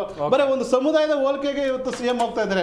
CM ಅವರು ಇವತ್ತು ನಾನು ಕೇಳೋದಿಷ್ಟೇ, ಇವತ್ತು 10 ವರ್ಷದ ವರದಿನ 2015 ಆಗಿರೋಂಥ ಸಮೀಕ್ಷೆನ 2025 ಈ ಜನಗಣತಿ ಸಮೀಕ್ಷೆ ಬಿಡ್ತೀನಿ ಅಂದಲ್ಲ, ಎಷ್ಟು ಮಟ್ಟಿಗೆ ಸರಿ ಇದು? ಜನ ವಿರೋಧ ಇದೆ. ಏನು ಮುಖ್ಯಮಂತ್ರಿಗಳ ಜೊತೆ ಏನಲ್ಲಿ ಬುದ್ಧಿಜೀವಿಗಳಿದಾರೋ ಇಲ್ಲ ಲದ್ದಿಜೀವಿಗಳಿದಾರೋ, ಅವ್ರಿಗೆ ಜ್ಞಾನ ಇದೆಯೋ ಇಲ್ಲ ಅಜ್ಞಾನ ಇದೆಯೋ? 2015 2025 2025 Yes. ಮತ್ತೆ 2015 ಇದ್ದಂತ ಟೆಕ್ನಾಲಜಿ ಏನು, 2025 ಇರುವಂತ ಟೆಕ್ನಾಲಜಿಗಳೇನು, ಇವತ್ತು ಸಮೀಕ್ಷೆ ಮಾಡಕ್ಕೆ ಏನ್ ಕಷ್ಟ ಆಗ್ತಾ ಇದೆ, ಏನ್ ತೊಂದರೆ ಆಗ್ತಾ ಇದೆ ಅಂದ್ರೆ ಇವರು 160 ಕೋಟಿ ಆಗಾಗ್ಲೇ ತಿಂದ್ಬಿಟ್ಟಿದ್ದಾರೆ. 165 ಕೋಟಿ ಸಮೀಕ್ಷೆ ಅಂತ ಹೇಳಿ ತಿಂದ್ಬಿಟ್ಟಿದ್ದಾರೆ. ಈಗ ಅದನ್ನ ನುಂಗಿ ನೀರು ಕುಟ್ಬಿಟ್ಟಿದ್ದಾರೆ. ಈಗ ಅದು ಬೇರೆ ಮೂಲ ಪ್ರತಿನೇ ಇಲ್ಲ, ಮೂಲ ಪ್ರಿಂಟೇ ಇಲ್ಲ. ಅಧಿಕಾರಿಗಳು ಕೇಳಿದ್ರೆ ವರದಿನೇ ಸಿಗ್ತಾ ಇಲ್ಲ ಅಂತವ್ರೆ, ವರದಿನೇ ಇಲ್ಲ ಅಂತ ಇದ್ದಾರೆ. ವೆಲ್ ಆಪ್ ವಕ್ತಾರರನ್ನ ಪ್ರಶ್ನೆ ಮಾಡ್ತಾ ಹೋಗೋಣ. ಅನಿಲ್ ನಾಚಪ್ಪ ಅವರೇ, ಮೊದಲನೇದಾಗಿ ಈ ವರದಿಯ ಬಗ್ಗೆ ದೊಡ್ಡ ಮಟ್ಟದಲ್ಲಿ ಜಟಾಪಟಿ ನಡೀತಾ ಇದೆ. ಈ ವರದಿ ಜಾರಿ ಆಗಬೇಕು ಅಥವಾ ಜಾರಿ ಆಗೋದು ಬೇಡವಾ? ನಿಮ್ಮ ಪಾರ್ಟಿ ಕಡೆಯಿಂದ ಏನು ಅಭಿಪ್ರಾಯವನ್ನು ವ್ಯಕ್ತಪಡಿಸ್ತೀರಿ? ಸರ್, ಯಾವುದೇ ವರದಿಗಳು ಜಾರಿ ಆಗಬೇಕು ಅಂತಾನೆ ನಾವು ಕೇಳೋದು. ಆದರೆ ಈ ಥರ ವರದಿ ಅಲ್ಲ. ಇದೇನಂದ್ರೆ ಗ್ರೌಂಡ್ ಫ್ಲೋರ್ ವರದಿ. ಯಾಕೆ ಗ್ರೌಂಡ್ ಫ್ಲೋರ್ ವರದಿ ಅಂದರೆ, ನಾನು 2015 ಗ್ರೌಂಡ್ ಫ್ಲೋರಲ್ಲಿ ವಾಸವಾಗಿದ್ದೆ. ನಮ್ಮನೆ ಬಂದು ಇವರು ಸಮೀಕ್ಷೆ ಮಾಡಿದ್ರು. 2ನೇ ಫ್ಲೋರು 3rd ಫ್ಲೋರ್ಗೆ ಹೋಗಲೇ ಇಲ್ಲ. ಕೇಳಿದ್ರು ಸರ್ ಅವ್ರು ಯಾವ ಜಾತಿಯವರು ಇದ್ದಾರೆ, ಅವ್ರು ಯಾವ ಜಾತಿಯವರು, ನಾನು ಹೇಳೋದು ಬರ್ಕೊಂಡೋದ್ರು. ನನಗೆ ಅವತ್ತು ಗೊತ್ತಿಲ್ಲ ಈ ವರದಿ ಇವತ್ತು ಈ ರೀತಿ ಬರುತ್ತೆ ಅಂತ. ಯಾಕೆ ಹೇಳ್ತಿದ್ದೀನಿ ಅಂದರೆ, ಇವತ್ತು ರಾಜ್ಯದಲ್ಲಿ ಅಲ್ಪಸಂಖ್ಯಾತರು ಅಂತಿರೋರು ಬಹುಸಂಖ್ಯಾತರು. ನೀವು ಈಗ ಅಲ್ಪಸಂಖ್ಯಾತರನ್ನ ಯಾರನ್ನ ಮಾಡಬೇಕು? ಕ್ರಿಶ್ಚಿಯನ್ ಅವ್ರನ್ನ ಮಾಡಬೇಕು, ಜೈನರನ್ನ ಮಾಡಬೇಕು, ಸಿಖ್ಗಳನ್ನ ಮಾಡಬೇಕು, ಮತ್ತು ಬೇರೆ ಏನು ಅಲ್ಪಸಂಖ್ಯಾತ ಪಂಗಡದವರಿಗೆ. ಇವತ್ತು ಕರ್ನಾಟಕ ಸರ್ಕಾರ ಅಲ್ಪಸಂಖ್ಯಾತರಿಗೆ 4% ಕೊಟ್ಟು ಮುಸ್ಲಿಂ ಜನಾಂಗಕ್ಕೆ ಮಾತ್ರ ಹೋಗಂಗೆ ಮಾಡಿದ್ದಾರೆ. ಆಮೇಲೆ ಇನ್ನೊಂದು, ಇವತ್ತು ನಾನು ಯಾವುದೋ ಒಂದು ಕ್ರಿಶ್ಚಿಯನ್ ಪಾದ್ರಿ ಹತ್ರ ಮಾತಾಡ್ತಿದ್ದೆ. ಅವ್ರು ಹೇಳ್ತಾರೆ, ಸರ್ ರೋಮನ್ ಕ್ಯಾಥಲಿಕ್ ಅನ್ನೋ ಒಂದೇ ಒಂದು ಪಂಗಡ ಇಡೀ ರಾಜ್ಯದಲ್ಲಿ 18 ಲಕ್ಷ ಜನ ಇದ್ದೀವಿ. ಅದು ಬಿಟ್ಟು CSI ಅಂತ ಒಂದು ಬರುತ್ತಂತೆ, ಅದಾದಮೇಲೆ ನಿಮಗೆ ಪೆಂಟಕೋಸ್ಟ್ ಅಂತ, ಮೆಥಡಿಸ್ಟ್ ಅಂತೇಳಿ, ಅದಾದಮೇಲೆ ಜೋ ವಿಟ್ನೆಸ್, ಇವರೆಲ್ಲರೂ ಸೇರಿಸಿ ನೀವು ಲೆಕ್ಕ ಕೊಟ್ಟರೆ 24ರಿಂದ 27 ಲಕ್ಷ ಜನ ಬರ್ತಾರೆ. ಆದರೆ ಇಲ್ಲಿ ತೋರಿಸಿರೋದು 9,66,000 ಜನ ಅಂತ ತೋರಿಸಿದ್ದಾರೆ. ಆಮೇಲೆ ಕ್ರಿಶ್ಚಿಯನ್ ಸಮುದಾಯ ನಾನು ಹೇಳ್ತಿರೋದು. ಯಾಕೆಂದರೆ ಪ್ರತಿಯೊಂದು ನೀವು ಸ್ಲಮ್ಗಳಿಗೆ ಹೋಗಿ, ಪ್ರತಿಯೊಂದು ಕೇರಿಗಳಿಗೆ ಹೋಗಿ, ಎಲ್ಲ ಜಾಗದಲ್ಲೂ ಕ್ರಿಶ್ಚಿಯನ್ ಏನು ಈ ಚರ್ಚ್ಗಳು ಇದ್ದಾವೆ, ಅಲ್ಲಿ ಜನಸಂಖ್ಯೆ ಇದೆ. ಅವರೆಲ್ಲ ಯಾವುದಕ್ಕೆ ಹೇಳಿದರು? ಅವರೆಲ್ಲ ಮೂಲ ಧರ್ಮಕ್ಕೆ ಹೇಳಿದರು. ಇಲ್ಲ, ಈಗೇನು ನೀವು BJPಯವರು ಆ್ಯಂಟಿ ಕನ್ವರ್ಷನ್ ತರಬೇಕು, ಕ್ರೈಸ್ತರು ಜಾಸ್ತಿ ಆಗಿದ್ದಾರೆ ಅಂತ ಹೇಳಿದ್ರಲ್ಲ, ಇವತ್ತು 84ರಲ್ಲಿ ಎಷ್ಟೇ ಇದ್ರು ಅಷ್ಟೇ ಜನ ಇದ್ದಾರೆ, ಅವ್ರು ಜಾಸ್ತಿನೇ ಆಗಿಲ್ಲ. ಆದರೆ ಅವ್ರೇನು ಹೇಳ್ತಾರೆ, ಈ ಸಮೀಕ್ಷೆಯಲ್ಲಿ ನಮಗೆ ಮೋಸ ಆಗಿದೆ. ಯಾಕೆಂದರೆ ಸರ್, ಇದು ಮುಖ್ಯವಾಗಿ ಆಗಬೇಕಾಗಿರೋ ಸಮೀಕ್ಷೆ ಏನಕ್ಕಂದರೆ, ಎಲ್ಲ ಜಾತಿ ಜನಾಂಗಗಳಲ್ಲಿ ಯಾರು ಕಡೋ ಬಡವರಿದ್ದಾರೆ, ಯಾವ ಜನಾಂಗಗಳನ್ನ ಇನ್ನು ಎತ್ತಕ್ಕಾಗಿಲ್ಲ ಸರ್ಕಾರ, ಅವ್ರುಗಳನ್ನ ಎತ್ತಬೇಕು ಅಂತ ಮಾಡಿರೋವಂಥದ್ದು. ಆದರೆ ಇವ್ರು ಯಾವ ರೀತಿ ಮಾಡ್ಕೊಂಡಿದ್ದಾರೆ ಅಂದರೆ, ಕಾಂಗ್ರೆಸ್ ಅವರು ಇದೇನು ನೀವು ಕಡತಗಳು ಕಳೆದೋಗಿದೆ ಅಂತಾರಲ್ಲ, ಅದರೊಳಗೆ ತುರುಕ್ದಂಗೆ ಕಾಣುತ್ತೆ. ಬೇಕಾಗಿರೋ ಒಂದು ಧರ್ಮನ ಅತಿ ಹೆಚ್ಚಾಗಿ ತೋರಿಸ್ಕೊಂಡು ಜಾತಿ ಸಮೀಕ್ಷರಣ ಅಂತ ಹೇಳಿದ ಮೇಲೆ ನೀವೇನು ಮುಸ್ಲಿಮ್ನ ಧರ್ಮ ಅಂತ ಜಾತಿ ಅಂತ ಹೇಳೋಕ್ಕಾಗುತ್ತೆ? ಮುಸ್ಲಿಂ ಒಂದು ಧರ್ಮ, ಅದರಲ್ಲಿ ಬೇರೆ ಬೇರೆ ಮುಸ್ಲಿಂಗಳು ಇದ್ದಾರೆ. ನೀವು ಯಾಕೆ ಅದನ್ನ ವಿಂಗಡಣೆ ಮಾಡಲೇ ಇಲ್ಲ? ಹಿಂದೂಗಳಲ್ಲಿ ಮಾತ್ರ ಯಾಕೆ ನೀವು ಗೌಡ್ರನ್ನ ಬೇರೆ, ಲಿಂಗಾಯತರನ್ನ ಬೇರೆ, ಕುರುಬರನ್ನ ಬೇರೆ, ಹಿಂದೂ, ಮುಸ್ಲಿಂ, ಕ್ರಿಶ್ಚಿಯನ್, ಸಿಖ್ ಅಂತ ಮಾಡ್ಬೋದಿತ್ತಲ್ಲ? ಯಾಕೆ ಈ ಜಾತಿ ಸಮೀಕ್ಷರಣದಲ್ಲೇ ನೀವು ಮುಸ್ಲಿಂ ಪಂಗಡನ ಮುಸ್ಲಿಂ ಅಂತ ಯಾಕೆ ತಗೊಂಡ್ರ? ನೀತಿ ಅಂತೀರ ನೀವು? ಈಗ ಬೇರೆಗಳಿದ್ದಾರೆ, ಮುಸ್ಲಿಮಲ್ಲಿ ಸಿಯಾ ಇದ್ದಾರೆ, ಸುನ್ನಿ ಇದ್ದಾರೆ, ಬೇರೆನೂ ಒಂದು ಬೇರೆ. ಮಲಯಾಳಿ ಮಾತಾಡೋಂಥವ್ರು, ಮಂಗಳೂರು ಭಾಗದಲ್ಲಿರೋರು ಬೇರೆಯವರು ಇದ್ದಾರೆ, ಇಲ್ಲಿ ಬೆಂಗಳೂರಲ್ಲಿರೋರು ಬೇರೆ ಇದ್ದಾರೆ. ನೀವು ಯಾಕೆ 74 ಲಕ್ಷ ಜನ ಏನಿದಾರಲ್ಲ ಅದನ್ನು ಹೊಡೆದು ನೀವು ಕರೆಕ್ಟಾಗಿ ಯಾರ್ಯಾರು ಅಂತ ಹೇಳ್ಬೋದಿತ್ತಲ್ಲ? ಯಾಕೆ ಕ್ರಿಶ್ಚಿಯನ್ ಜಾತಿಗೆ ಮಾತ್ರ ಹೇಳಿದಿರ? ಇವತ್ತೇನಾಗ್ತಿದೆ ಗೊತ್ತಾ, ಮೈನಾರಿಟಿಗಳಿಗೆ ಬರುವಂಥ ಎಲ್ಲ ಸವಲತ್ತುಗಳು ಒಂದೇ ಒಂದು ತಿಂಗಳದ ಇದಕ್ಕೆ ಹೋಗ್ತಿದೆ. ಸರ್, ನಾವು ಆಮ್ ಆದ್ಮಿ ಪಾರ್ಟಿ ಇರ್ಬೋದು, ಆದರೂ ಜನ ನೀವು ಏನಾದರೂ ಜಾತಿ ಸಮೀಕ್ಷರಣ ಅಂತ ಏನಾದರೂ ಮಾಡಿದರೆ ಕರೆಕ್ಟಾಗಿ ಮಾಡ್ಬೇಕು ಸರ್. ಮುಸಲ್ಮಾನರಲ್ಲೂ ಸಹ ತುಂಬ ಜನ ಈ ಏನು ಕ್ರೀಮಿ ಲೇಯರ್ಗಳಿಗೆ ಮಾತ್ರ ಎಲ್ಲ ಹೋಗ್ತಾ ಇದೆ. ಅದ್ರಲ್ಲಿ ತುಂಬ ಬಡವರು, ಸ್ಲಮ್ಮಲ್ಲಿರೋರು, ಅದರಲ್ಲೂ ಬೇರೆ ಬೇರೆ, ಈಗ ನಾನು ಹೇಳಿದ್ನಲ್ಲ, ಬೇರೀಸು ಮತ್ತು ನಿಮಗೆ ಶಿಯಾ, ಸುನ್ನಿ, ಬೇರೆ ಬೇರೆ ಪಂಗಡಗಳು ಇನ್ನೂ ಸಹ ಕಷ್ಟದಲ್ಲಿದ್ದಾರೆ. ಅವರಿಗೆ ಊಟ ಮಾಡೋದಕ್ಕೂ ಆಗ್ತಾ ಇಲ್ಲ. ನೀವೇನು ಹೇಳ್ತಾ ಇದ್ರಲ್ಲ ಪಂಚರ್ ಹಾಕೋರು ಅಂತೇಳಿ, ಆ ಪಂಚರ್ ಹಾಕೋರು ಅಂದರೆ ತುಂಬ ಬಡ ಇದರಲ್ಲಿರೋರು, ಅವ್ರನ್ನ ಎತ್ತವ್ರು ಯಾರು? ಈ ರೀತಿ ಮೋಸಗಳಾಗಿದೆ. ಸಮೀಕರಣ ಇನ್ನೊಂದ್ಸತಿ ಆಗಬೇಕು, ಕರೆಕ್ಟ್ ಆಗಬೇಕು. ಇದು ಏನಾಗಬೇಕು, ಗ್ರೌಂಡ್ ಫ್ಲೋರ್ ಸಮೀಕರಣ ಆಗಬಾರ್ದು, 4th ಫ್ಲೋರ್ ತನಕ ಹೋಗಿ ಬರಬೇಕು ಅಂತ ಹೇಳ್ತೀವಿ. ವೆಲ್ ಹೆಬ್ಬಾರ್, ಇನ್ನೊಂದು ವಿಚಾರ ಅಂತ ಹೇಳಿದ್ರೆ, ಈ ಜಾತಿ ಜನಗಣತಿ ವಿಚಾರದಲ್ಲಿ ದೊಡ್ಡ ಮಟ್ಟದ ಚರ್ಚೆ ಆರಂಭ ಆಗಿದ್ದು ಲೋಕಸಭೆ ಚುನಾವಣೆಗೂ ಮುಂಚಿತವಾಗಿ. ಅದಕ್ಕಿಂತ ಮೊದಲಿಗೆ ಜಯಪ್ರಕಾಶ್ ಹೆಗ್ಡೆ ಅವರು, ಹಿಂದುಳಿದ ವರ್ಗದ ಮಾಜಿ ಅಧ್ಯಕ್ಷರಾಗಿದ್ದಂಥ ಜಯಪ್ರಕಾಶ್ ಹೆಗ್ಡೆ ಅವರು ಸರ್ಕಾರಕ್ಕೆ ಒಂದು ಪತ್ರ ಬರೆದಿದ್ರು. ಅದು ಹಿಂದುಳಿದ ಇಲಾಖೆ ಪ್ರಧಾನ ಕಾರ್ಯದರ್ಶಿಗೆ. ಜಾತಿ ಜನಗಣತಿಯ ವರದಿಯ ಮೂಲ ಪ್ರತಿಯೇ ಕಾಣೆಯಾಗಿದೆ ಎನ್ನುವುದಾಗಿ. ಆ ಬಳಿಕ ಲೋಕಸಭೆ ಚುನಾವಣೆ ಹತ್ತಿರ ಬರುತ್ತೆ, ಎಲ್ಲೋ ಒಂದು ಕಡೆಯಲ್ಲಿ ಉಲ್ಟಾ ಹೊಡೆಯುವಂಥ ಕೆಲಸವೂ ಕೂಡ ಅಲ್ಲಾಯ್ತಾ ಹೇಗೆ ಅಂತ ಹೇಳಿ. ಈ ಜಾತಿ ಜನಗಣತಿ ವರದಿ ಆ್ಯಕ್ಚುಲಿ ಶುರು ಮಾಡಿದ್ದು ಜಾತಿಯನ್ನು ಬದಿಗಿಟ್ಟು ಹೌದು. ಸಾಮಾಜಿಕವಾಗಿ, ಶೈಕ್ಷಣಿಕವಾಗಿ, ಆರ್ಥಿಕವಾಗಿ ಸ್ಥಿತಿಗತಿ ಹೇಗಿದೆ, ಇದು ಯಾಕೆ ಮಾಡಬೇಕಾಗಿ ಬಂತು? ಒಂದು ಮೀಸಲಾತಿ ಕೊಡೋದಕ್ಕೆ ಯಾವ ಸಮುದಾಯಕ್ಕೆ ಹೆಚ್ಚಿನ ಪ್ರೋತ್ಸಾಹ ಕೊಡಬೇಕು ಸರ್ಕಾರದಿಂದ, ಇದನ್ನೆಲ್ಲವನ್ನ ತಿಳ್ಕೋಬೇಕು. ಅಧಿಕೃತವಾಗಿ ಸಂಖ್ಯೆ ಇದ್ದರೆ ಸರ್ಕಾರದ ಬಳಿಯಲ್ಲಿ ಆ ಯೋಜನೆ ಘೋಷಣೆ ಮಾಡೋದಕ್ಕೆ ಅನುಕೂಲ ಆಗತ್ತೆ ಅನ್ನೋ ಕಾರಣಕ್ಕಾಗಿ ಶುರುವಾಗಿದ್ದು. ಆದರೆ ಮೂಲ ಆಶಯವನ್ನೇ ಎಲ್ಲ ಪಕ್ಷದವರು ಮರೆತಿದ್ದಾರೆ. ಮೂರೂ ಪಕ್ಷಗಳ ವೈಫಲ್ಯ ಇಲ್ಲಿದೆ. 2015ರಲ್ಲಿ ಸಿದ್ದರಾಮಯ್ಯನವರು ಮುಖ್ಯಮಂತ್ರಿ, ಆ ನಂತರದಲ್ಲಿ ಕುಮಾರಸ್ವಾಮಿ ಅವರು ಮುಖ್ಯಮಂತ್ರಿ ಆಗ್ತಾರೆ, JDSನಿಂದ ಆಗ್ತಾರೆ. ಅವರು ಈ ವರದಿ ಬಗ್ಗೆ ಸ್ವೀಕರಿಸೋದೋ ತಿರಸ್ಕರಿಸೋದೋ ಯಾವ ನಿರ್ಧಾರವನ್ನು ತಗೊಂಡಿಲ್ಲ. ಆಮೇಲೆ ಬೊಮ್ಮಾಯಿ ಅವರು ಆಗ್ತಾರೆ, ಯಡಿಯೂರಪ್ಪನವ್ರು ಆಗ್ತಾರೆ, ಆಮೇಲೆ ಬೊಮ್ಮಾಯಿ ಅವರು ಆಗ್ತಾರೆ. ಅವರು ಸಹಿತ ಯಾವುದೇ ನಿರ್ಧಾರವನ್ನು ತೆಗೆದುಕೊಂಡಿಲ್ಲ. ಹಾಗೆ ನೋಡಿದ್ರೆ BJPಯವರು ಮಧ್ಯಂತರ ವರದಿಯನ್ನು ಸ್ವೀಕರಿಸ್ತಾರೆ. ಅದನ್ನ ಯಾಕೆ ಒಪ್ಕೋಬೇಕಿತ್ತು? ಇದು ವರದಿ ಸರಿ ಇಲ್ಲ ಅಂತ ಆದರೆ ಅಲ್ಲಿ ಮುಸ್ಲಿಂ ಸಮುದಾಯದ 2% ಮೀಸಲಾತಿಯನ್ನು ಕಟ್ ಮಾಡಿ ಇನ್ನೊಂದು ಸಮುದಾಯಕ್ಕೆ ಕೊಡುವಂಥ ಪ್ರಯತ್ನವನ್ನು ಮಾಡ್ತಾರೆ, ಒಳ ಮೀಸಲಾತಿ. ಆದರೆ ಅದು ಕೊಟ್ಟಿದ್ದು ತಪ್ಪೋ ಸರಿನೋ ಅದು ಪ್ರಶ್ನೆ ಬೇರೆ. ಆ ವರದಿಯನ್ನೇ ಇವರು ಒಪ್ಕೊಳ್ಳದೆ ಇದ್ದಿದ್ರೆ, ಅದು ಸರಿ ಇಲ್ಲ ಅಂತಾದರೆ ಆ ವರದಿಯನ್ನು ನಂಬ್ಕೊಂಡು ಈ ಕೆಲಸವನ್ನು ಮಾಡಬಾರ್ದಾಗಿತ್ತು. ಇಲ್ಲ ಅಂತಂದರೆ ಆ ಸಮೀಕ್ಷೆ ಮಾಡಿದ್ದು ಸರಿ ಇಲ್ಲ ಅಂತ ಆದಾಗ ಅದನ್ನು ತಿರಸ್ಕರಿಸಬೇಕಾಗಿತ್ತು. ಮೂರೂ ಪಕ್ಷದವರು ಇಲ್ಲಿ ಬಿಸಿ ತುಪ್ಪವನ್ನು ಗಂಟ್ಲಲ್ಲಿ ಇಟ್ಕೊಂಡಿದ್ದಾರೆ. ಒಂದು ವೇಳೆ ನುಂಗ್ಬಿಟ್ರೆ ಒಂದು ಸಮಸ್ಯೆ ಆಗುತ್ತೆ, ಹೊರಗಡೆ ಹಾಕಿದರೆ ಇನ್ನೊಂದು ಸಮಸ್ಯೆ ಆಗುತ್ತೆ. ಇದು ಸಿದ್ದರಾಮಯ್ಯನವರಿಗೂ ಹೊರತಾಗಿಲ್ಲ. ಸಿದ್ದರಾಮಯ್ಯನವರು ಸಹಿತ ಈ ವರದಿಯನ್ನು ಜಾರಿ ಮಾಡೋದಕ್ಕೆ ಮನಸ್ಸು ಮಾಡಿದರೆ ಡೋಂಟ್ ಕೇರ್ ಅಂತೇಳಿ ತಕ್ಷಣವೇ ಕಳೆದ ಸಾವಿರದಲ್ಲೇ ಮಾಡ್ತಿದ್ರು. ಇಡೀ ಸಂಪುಟದಲ್ಲಿ 33 ಜನರಲ್ಲಿ ಹೆಚ್ಚು ಕಡಿಮೆ 30 ಜನ ಇದನ್ನು ವಿರೋಧ ಮಾಡ್ತಾರೆ. ಒಂದು 3-4 ಜನ ಅಷ್ಟೇ ಬಹಿರಂಗವಾಗಿ ಇದನ್ನು ಬೆಂಬಲಿಸ್ತಾರೆ. ಒಳಗೊಳಗೆ ಅವರು ಸಹಿತ ವಿರೋಧವನ್ನು ಮಾಡ್ತಾರೆ. ಇಲ್ಲಿ ಮೇಲ್ನೋಟಕ್ಕೆ ಒಂದು, ಹೊರಗಡೆ ಒಂದು. 165 ಕೋಟಿ ಅಷ್ಟೇ ಅಲ್ಲ ಖರ್ಚಾಗಿದ್ದು. ಕಾಂತರಾಜ್ ಅವರಿಗೆ 165 ಕೋಟಿ ಕೊಟ್ಟಿದ್ದು. ಜಯಪ್ರಕಾಶ್ ಹೆಗಡೆ ಅವರು ಬಂದ ಮೇಲೆ ಎಷ್ಟು ಕೋಟಿ ಕೊಟ್ಟರು ಅನ್ನೋದನ್ನ ಯಾರು ಕೇಳಿಲ್ಲ. 200 ಕೋಟಿ ದಾಟಿದೆ ಇದು. ಈ ವರದಿಯನ್ನ ಸರಿಯಾಗಿ ಮಾಡಿಲ್ಲ. ಯಾಕೆ ಆಗಿಲ್ಲ ಅಂತಂದ್ರೆ ಮೂಲದಲ್ಲಿಯೇ ಇದು ದೋಷ ಇದೆ. ಇಲ್ಲಿ ಎಲ್ಲರೂ ಕೂಡ ಸರ್ಕಾರದ ಮೇಲೆ ಗೂಬೆ ಕೂರಿಸ್ತಾರೆ.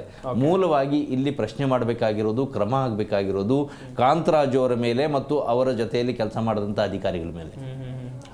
ಅದು 165 ಕೋಟಿ ರೂಪಾಯಿ ಯಾರ್ದೋ ದುಡ್ಡಲ್ಲ, ಅದು ಸಾರ್ವಜನಿಕರ ದುಡ್ಡು. ಅಷ್ಟೊಂದು ಖರ್ಚು ಮಾಡಿ ಅಲ್ಲಿ ಕೊಟ್ಟಾಗ ಆ ವರದಿಯನ್ನ ಅವ್ರು ರೆಡಿ ಮಾಡಿ ಸಹಿ ಹಾಕಿ ಕೊಡಬೇಕಾಗಿತ್ತು. ಅದು ಅವರ ಜವಾಬ್ದಾರಿ. ಸಹಿ ಹಾಕದೆ ಬಿಟ್ಟಿರೋದು 165 ಕೋಟಿಗೂ ಅವ್ರ ಹೊಣೆ. ಅವ್ರ ಮೇಲೆ ಯಾಕೆ ಕ್ರಮ ಆಗ್ತಾ ಇಲ್ಲ? ಯಾವ ಪಕ್ಷದವರು ಮಾತಾಡ್ತಾ ಇಲ್ಲ. ಮೂಲಕ್ಕೆ ಹೋಗಿ ಮಾತಾಡಬೇಕು. ವರದಿ ಕಾಣೆ ಆಗಿದೆ ಅಂತ ಹೇಳಿ ಸಿಗ್ತಾ ಇಲ್ಲ ಅಂತ ಹೇಳಿ ಹೇಳಿದ್ಯಾರು? ಇವರು ಜಯಪ್ರಕಾಶ್ ಹೆಗಡೆ. ಅಲ್ಲಿವರೆಗೆ ಆ ವರದಿಯನ್ನ ಸೈನ್ ಮಾಡಿ ಇಡಬೇಕಾಗಿರೋದು ಯಾರ ಜವಾಬ್ದಾರಿ? ಅದ್ರ ಹಿಂದಿನ ಬಾಡಿದು ಅವ್ರು ಮಾಡ್ಬೇಕಾಗಿತ್ತು. ಹೌದು, ಅವ್ರು ಮಾಡ್ಬೇಕಾಗಿತ್ತು. ಅವ್ರ ಕೆಲಸ ಅದು. ನನಗೆ ಗೊತ್ತಿಲ್ಲ, ನಾನು ಸೈನ್ ಮಾಡದೆ ಹೋದೆ ಮನೆಗೆ ಅಂತ ಹೇಳಕ್ ಆಗಲ್ಲ. ಅಷ್ಟು ಹಣವನ್ನು ಅವ್ರಿಗೆ ಕೊಟ್ಟು ಹಾಕಿ ಅವ್ರಿಗೆ ಎಷ್ಟು ಜವಾಬ್ದಾರಿಯನ್ನು ಕೊಟ್ಟಿದ್ದಾರೆ ಅಂತಂದ್ರೆ ಅದು ಸುಮ್ಮನೆ ಬರಲ್ಲ. ಕಾನೂನಾತ್ಮಕವಾಗಿ ಅದು ಅವರ ಜವಾಬ್ದಾರಿ ಆಗತ್ತೆ. ಅದನ್ನು ಮಾಡಬೇಕಾಗಿತ್ತು. ಅಲ್ಲಿ ಮಿಸ್ ಆಗಿದೆ. ಆಮೇಲೆ ಜಯಪ್ರಕಾಶ್ ಹೆಗಡೆ ಅವರು ಮೂಲ ವರದಿ ಕಾಣೆಯಾಗಿದೆ ಅಂತ ಹೇಳಿದ್ಮೇಲೆ ಇವರು ಮಾಡಿದಂಥ ಕೆಲಸ ಏನು? ಪ್ರತಿ ಜಿಲ್ಲೆಯಲ್ಲೂ ಜಿಲ್ಲಾಧಿಕಾರಿಗಳ ಬಳಿಯಲ್ಲಿ ಇರುವಂಥ ಮಾಹಿತಿಯನ್ನು ತರಿಸ್ಕೊಂಡು ಆ ವರದಿಯನ್ನು ಮತ್ತೆ ಸೇರಿಸಿ ಕೊಟ್ಟಿದ್ದಾರೆ. ಇದು ಹೇಗೆ? ಇವ್ರದ್ದು ಇಟ್ಟಿರುವಂಥ ವರದಿಯನ್ನು ಕ್ರೋಢೀಕರಿಸಿ ಕೊಟ್ಟಿರೋದು. ಇಲ್ಲಿ ಜಯಪ್ರಕಾಶ್ ಹೆಗಡೆ ಅವರು ಮಾಹಿತಿ ಸಂಗ್ರಹಿಸುವಂಥ ಕೆಲಸಕ್ಕೆ ಹೋಗಿಲ್ಲ. ಮನೆ ಮನೆಗೆ ಹೋಗಿ ಸಹಿ ಹಾಕುವಂತ. ಇಲ್ಲಿ 2 ಗೊಂದಲ ಇದೆ. ನಾನೇ ಖುದ್ದಾಗಿ ಜಯಪ್ರಕಾಶ್ ಹೆಗಡೆ ಅವ್ರನ್ನ ಸಂದರ್ಶನ ಮಾಡಿದಾಗ ಅವ್ರು ಹೇಳಿದ್ರು, ಯಾರ ಮನೆಗೂ ಹೋಗಿ ನಾವು ಸಹಿ ಹಾಕ್ಸ್ಕೊಂಡಿಲ್ಲ. ವರದಿಯನ್ನು ಕೇಳುವಾಗ ನಿಮ್ಮನೇಲಿ ಎಷ್ಟು ಜನ ಇದ್ದಾರೆ, ಏನು ಮಾಡ್ತಾರೆ, ಆರ್ಥಿಕ ಸ್ಥಿತಿಗತಿಯನ್ನು ವಿವರವನ್ನು 54 ಪ್ರಶ್ನೆಗೆ ಉತ್ತರವನ್ನು ಪಡ್ಕೊಂಡು ಇವರೇ ಬರ್ಕೊಂಡು ಬಂದಿದ್ದಾರೆ. ಇದು ಹೇಗೆ ಸರಿ ಆಗತ್ತೆ? ಸಹಿ ಆಗಬೇಕಲ್ವಾ? 54 ಪ್ರಶ್ನೆಗೆ ಬರೆದ ಮೇಲೆ ನೋಡಿ, ಇದು ನೀವು ಬರೆದಿದ್ದು, ನೀವು ಹೇಳಿದ್ದು ಕೊಟ್ಟಿರೋ ಮಾಹಿತಿ ಸರಿ ಇದೆಯಾ, ಒಮ್ಮೆ ಓದಿ ಓಕೆ ಅಂದ್ರೆ ಸಹಿ ಮಾಡಿ ಅಂತ ಹೇಳಿ ತಗೊಬರ್ಬೇಕಾಗಿತ್ತು. ಸಹಿ ಮಾಡಿಸಿಲ್ಲ. ಆದರೆ ಇಲ್ಲಿ ಹೇಳ್ತಾರೆ, ಸರ್ಕಾರದಲ್ಲಿ ಕೆಲವು ಸಚಿವರು ಹೇಳ್ತಾರೆ ಸೈನ್ ಮಾಡಿಸಿದ್ದೀವಿ, ನಾವು ಎಲ್ಲ ಕಡೆಗೂ ಸಹಿ ಮಾಡ್ಕೊಂಡು ಬಂದಿದ್ದೀವಿ. ಈ ಗೊಂದಲಗಳಿದೆ ಅಂದರೆ ಯಾರಿಗೂ ಸಹಿತ ವಾಸ್ತವವಾಗಿ ಅಲ್ಲಿ ಮೂಲದಲ್ಲಿ ಏನಿದೆ, ಏನಾಗಿದೆ, ಏನು ಹೋಗಿದೆ ಅನ್ನೋದು ಗೊತ್ತಿಲ್ಲ. ಇದು ರಾಜಕೀಯ ಬಣ್ಣವನ್ನು ತೆಗೆದುಕೊಂಡಿದೆ ಈಗ ಹೊರತು ಯಾವುದೇ ರೀತಿ ವಾಸ್ತವವಾಗಿ ಅಲ್ಲಿನ ಸ್ಥಿತಿಗತಿಯನ್ನು ಯಾರೂ ಕೂಡ ನೋಡಿಲ್ಲ, ತಿಳ್ಕೊಂಡಿಲ್ಲ ಕೂಡ. ಇದುವರೆಗೂ ಸಹಿತ ಸಂಪುಟದಲ್ಲಿ ಮುಂದೆ ಇಟ್ಟ ಮೇಲೆ ಎಷ್ಟು ಜನ ಸಚಿವರು ಅದನ್ನು ಓದಿದಾರೋ ಗೊತ್ತಿಲ್ಲ. ಆ ವರದಿ ಹೆಚ್ಚು ಕಡಿಮೆ 300-400 ಪೇಜ್ ಇದೆ ಅಂತ ಹೇಳ್ತಾ ಇದ್ದಾರೆ.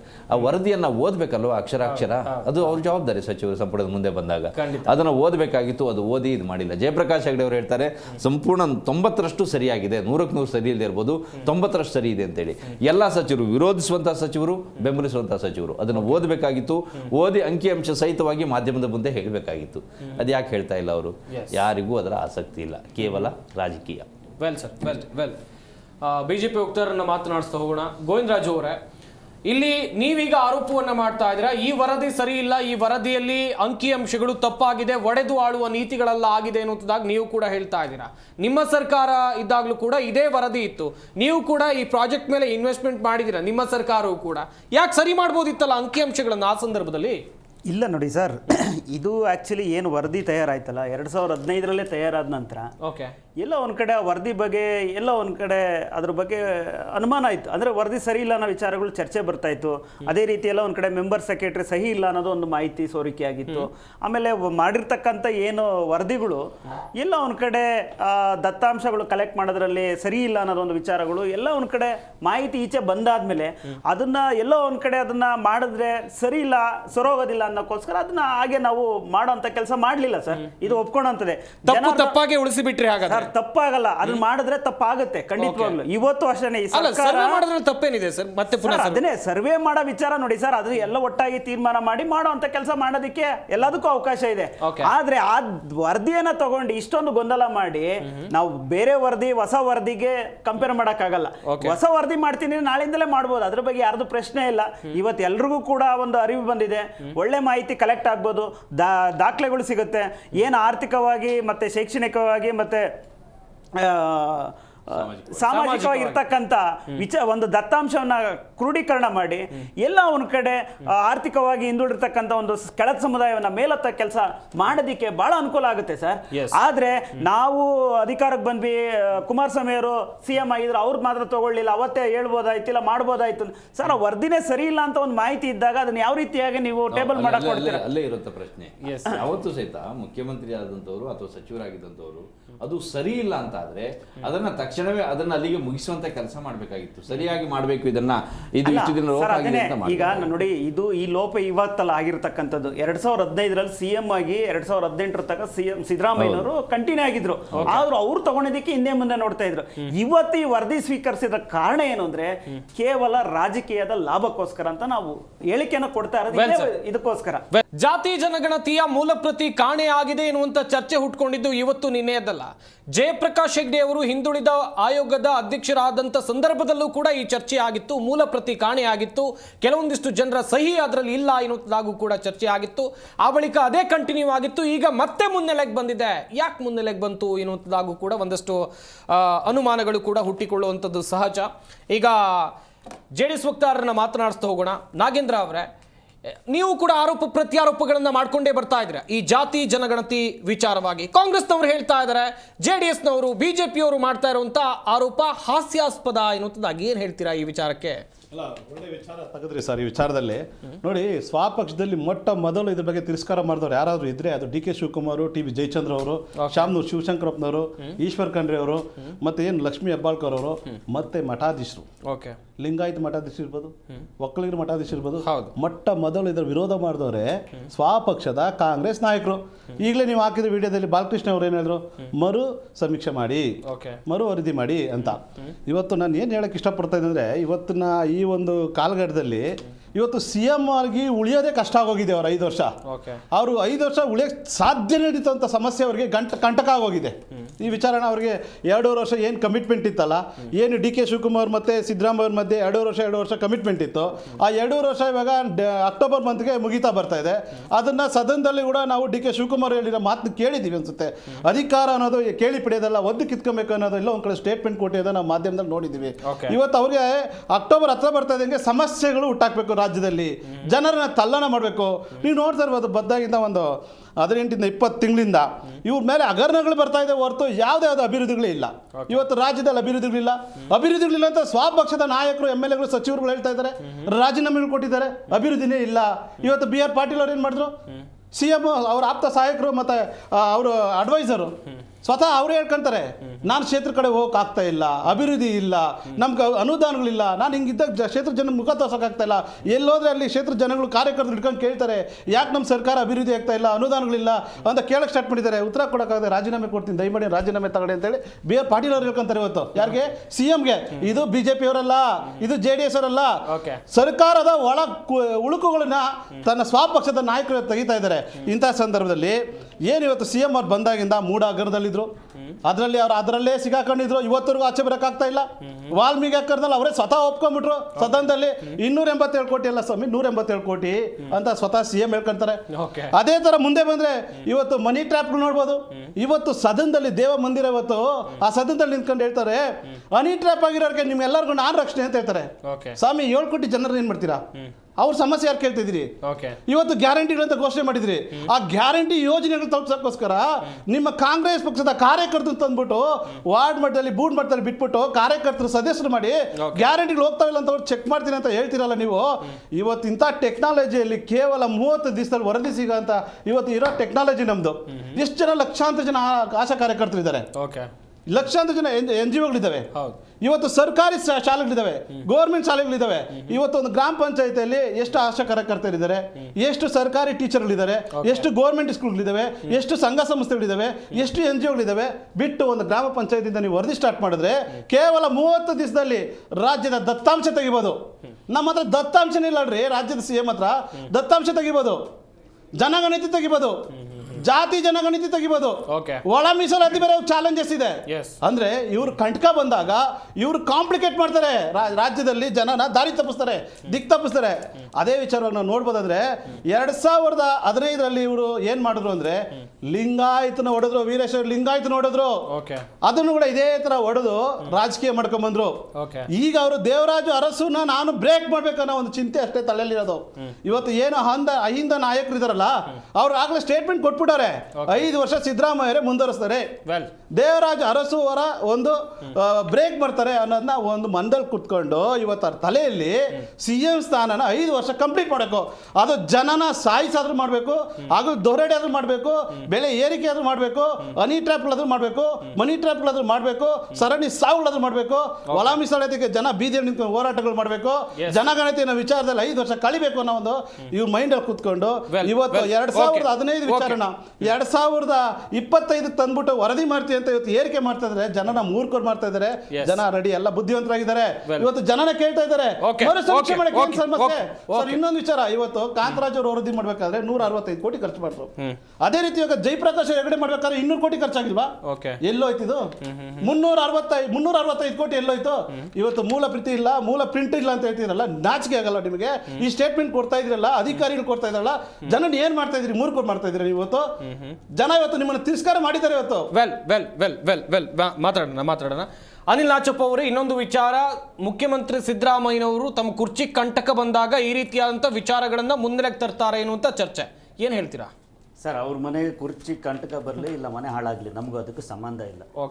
ಯಾಕೆಂದ್ರೆ ಸಿದ್ದರಾಮಯ್ಯಗೋಸ್ಕರ ನಾವೇನಿಲ್ಲಿ ರಾಜ್ಯದಲ್ಲಿ ಜನ ಉಳಿದಿಲ್ಲ. ಸಿದ್ದರಾಮಯ್ಯ ಹೋದ್ಮೇಲೆ ಇನ್ನೊಬ್ಬ ಯಾರಾದ್ರೂ ಬಂದೇ ಬರ್ತಾನೆ.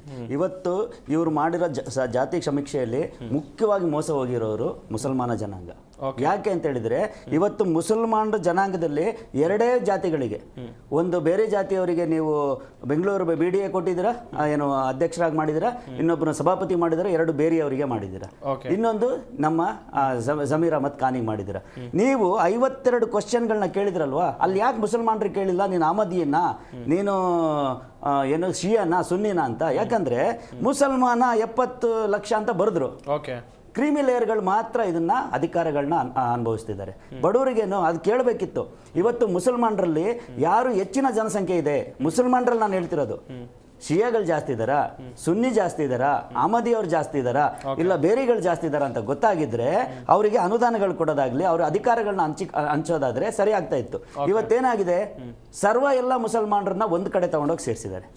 ಇದಕ್ಕೆ ಮುಖ್ಯವಾಗಿ ಏನು ಗೊತ್ತಾ, ಏನು ಕಾಂತರಾಜ್ ಅಂತ ಹೇಳಿದ್ರಲ್ವ, ಅವ್ರಿಗೆ ಜಾತಿ ಜನಗಣತಿ ಮಾಡೋಕೆ ಹೇಳಿದ್ರು, ಇಲ್ಲ ಧರ್ಮ ಜನಗಣತಿ ಮಾಡೋಕ್ಕಾಗಿ ಹೇಳಿದ್ರು ಅನ್ನೋದನ್ನ ಮೊದಲು ಕೇಳಬೇಕು. ಮತ್ತು ಅವ್ರ ಮೇಲೆ ಕೇಸ್ ಹಾಕಿ ಏನು 160 ಕೋಟಿ ರೂಪಾಯಿ ಖರ್ಚಾಗಿದೆಯಲ್ಲ, ಅದು 65 ಎಲ್ಲಿ ಖರ್ಚಾಯ್ತು ಅಂತೇಳಿ ಅವ್ರ ಮೇಲೆ ಮೊದಲನೇ ಕೇಸ್ ಬೀಳ್ಬೇಕು. ಯಾರ ಮೇಲೆ ಅಂದ್ರೆ, ನೀವು ಕಾಂತರಾಜ್ ವರದಿ ಕೊಟ್ಟಿದಾರಲ್ಲ ಅವ್ರ ಮೇಲೆ. ಇವತ್ತು ಖುಷಿಯಾಗಿದ್ದಾರೆ ಮುಸಲ್ಮಾನರು ನಾವು ಹೆಚ್ಚಾಗಿದ್ದೀವಿ ಅಂತ. ಯಾವ ಮುಸಲ್ಮಾನ ಹೆಚ್ಚಾಗಿದ್ದಾರೆ? ಯಾವ ಪಂಗಡವರು ಹೆಚ್ಚಾಗಿದ್ದಾರೆ ಅಂತ ತೋರಿಸ್ಬೇಕಲ್ವಾ? ಯಾಕೆ ನೀವು ವೀರಶೈವ ಲಿಂಗಾಯತರು ಬೇರೆ ಮಾಡ್ತೀರಾ? ಇಲ್ಲಿ ಮಾಡಿದಾರಲ್ವಾ? ಕುರುಬರಲ್ಲೂ ಅಷ್ಟೇ ಪಂಗಡ ಮಾಡಿದ್ದಾರೆ, ದಲಿತರಲ್ಲೂ 2-3 ಮಾಡಿಬಿಟ್ಟು 109 ಮಾಡಿದ್ದೀರಾ ನೀವು. ನಾವಿವತ್ತು ಕೇಳ್ತಿರೋದು ಮುಸಲ್ಮಾನರಿಗೂ ಅದೇ ಬೇಕಾಗಿತ್ತು. 19 ಲಕ್ಷ ಜನ ಯಾರಿದ್ದಾರೆ, 20 ಲಕ್ಷ ಜನ ಯಾರಿದ್ದಾರೆ ಅಂತ ಕರೆಕ್ಟಾಗಿ ಸಮೀಕರಣ ಕೊಟ್ಟಿದ್ರೆ, ಆ ಜನಾಂಗದಲ್ಲಿರುವಂಥ ಮುಸಲ್ಮಾನರು ಯಾರು ಕಷ್ಟದಲ್ಲಿದ್ದಾರೋ, ಯಾರಿಗೆ ಎಜುಕೇಶನ್ ಏನು ನೀವು ಶೈಕ್ಷಣಿಕವಾಗಿ ಹಿಂದುಳಿದಿದ್ದಾರೋ, ಯಾರಿಗೆ ಆರ್ಥಿಕವಾಗಿ ಹಿಂದುಳಿದಿದ್ದಾರೋ ಅವರ ಮೇಲೊತ್ತಂತ ಕಾರ್ಯಗಳಾಗೋದು. ಇವತ್ತೇನಾಗಿದೆ ಅಂದ್ರೆ 70 ಲಕ್ಷ ಮುಸಲ್ಮಾನರಿದ್ದಾರೆ ಅಂತೇಳಿ ಕ್ರೀಮಿ ಲೇಯರ್ಗಳು ರಾಜಕೀಯದಲ್ಲಿ ಅವ್ರ ಬೇಳೆ ಬೇಯಿಸ್ಕೊಳಕ್ಕೆ ಸರಿಯಾಗುತ್ತೆ. ಇವತ್ತು ಕರ್ನಾಟಕದಲ್ಲೇ ನೀವು ನೋಡಿದ್ರೆ ಖಾದರ್ ಅವ್ರನ್ನ ನೀವು ತಗೊಂಡೋಗಿ ಯು ಟಿ ಖಾದರ್ನ ತಗೊಂಡೋಗಿ ನೀವು ಸಭಾಪತಿಗಳನ್ನ ಮಾಡಿದ್ದೀರಾ. ಹೌದು. ಅದೇ ಸಮುದಾಯದ ಇನ್ನೂ ಅತಿ ದೊಡ್ಡ ಸಾಹುಕಾರ ಎನ್.ಎ. ಆರಿಸ್ ಅವ್ರನ್ನ ಕರ್ಕೊಬಂದು BDA ನೀವು ಕೊಡ್ತೀರಾ.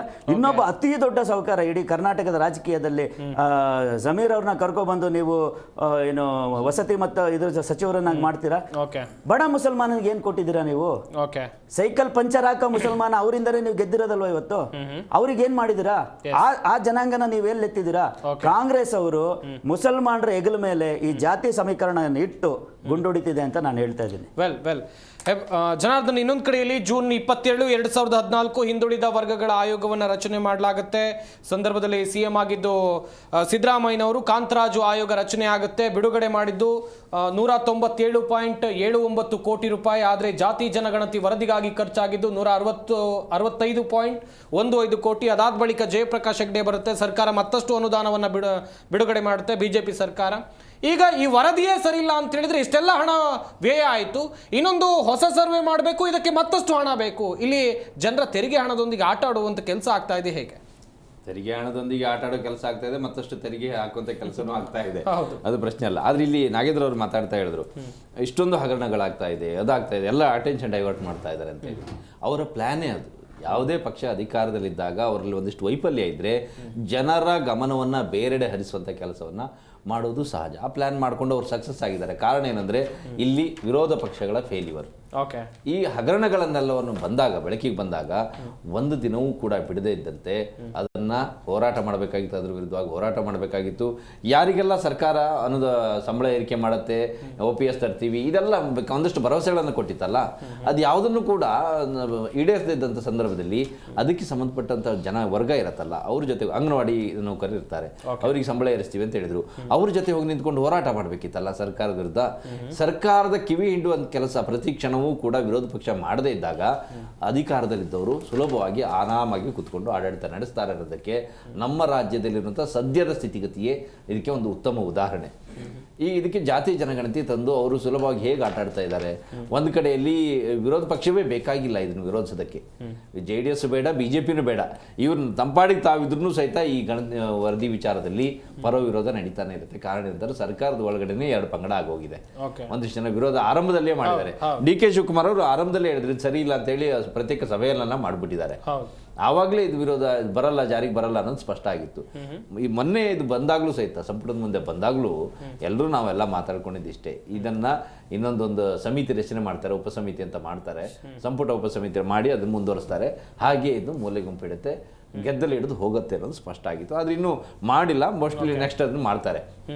ಈ ವರದಿಯನ್ನು ಜಾರಿ ಮಾಡ್ಲಿಕ್ಕೆ ಹೋದ್ರೂ ಸಹಿತ ಕೆಲವರು ಕೋರ್ಟಿಗೆ ಹೋಗೋ ಸಾಧ್ಯತೆ ಇದೆ. ಅದನ್ನು ಕೂಡ ಕೆಲವರು ಯೋಚನೆ ಮಾಡ್ತಾ ಇದ್ದಾರೆ. ಕಾರಣ ಏನು ಅಂತಂದರೆ, ಅಂಕಿಅಂಶ ಸರಿಯಾಗಿ ವರದಿ ಆಗಿದೆ ಅಂತೇಳಿ ಓರಲ್ಲಿ ಹೇಳ್ತಾ ಇದ್ದಾರೆ ಹೊರತು ಲಿಖಿತವಾಗಿ ಕೊಡಲಿಕ್ಕೆ ಸಾಧ್ಯ ಇಲ್ಲ. ಆಯಿತು, ನಮ್ಮನೆಗೆ ವರದಿಗೆ ಬಂದಿದ್ದಾರೆ ಅಂತೇಳಿ ನೀವು ದಾಖಲೆ ತೋರಿಸಿ ಅಂತೇಳಿ ಯಾರೋ ಒಬ್ರಿಗೆ ಪ್ರಶ್ನೆ ಮಾಡಿದ್ರೆ ನಮ್ಮ 4-5 ಜನರಲ್ಲಿ ಇವರು ಒಬ್ರು ಸಿಗ್ಬೋದು, ಇವ್ರು ಹೇಳಿದಾಗೆ ಇವ್ರ ಮನೆಯವ್ರದ್ದು ಒಂದು ಸಿಗತ್ತೆ, ಮೇಲ್ಗಡೆ 12 ಫ್ಲೋರ್ನಿಗೆ ಹೋಗೇ ಇಲ್ಲ. ಇಂಥ ಉದಾಹರಣೆಗಳು ಸಾಕಷ್ಟು ಇದಾವೆ.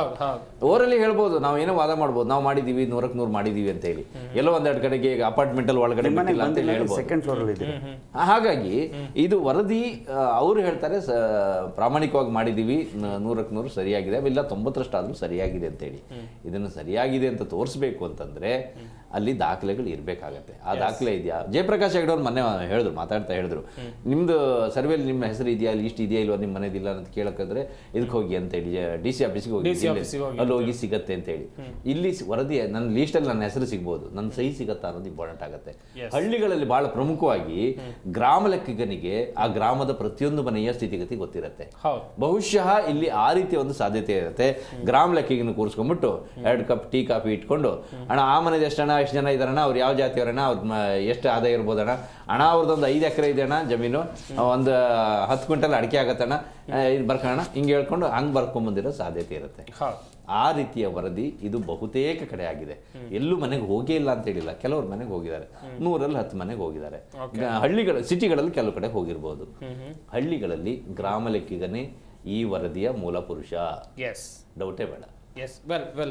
ಗೋವಿಂದರಾಜು ಅವರೇ, ಈಗ ಜಾತಿ ಗಣತಿಯ ಬಗ್ಗೆ ಚರ್ಚೆ ಆರಂಭ ಆದಂಥ ಸಂದರ್ಭದಲ್ಲಿ ಎರಡೆರಡು ಸಚಿವ ಸಂಪುಟ ಸಭೆಗಳಾಯಿತು. ಒಂದಷ್ಟು ಸಚಿವರು ಕೂಡ ಅಭಿಪ್ರಾಯಗಳನ್ನು ವ್ಯಕ್ತಪಡಿಸಿದ್ರು.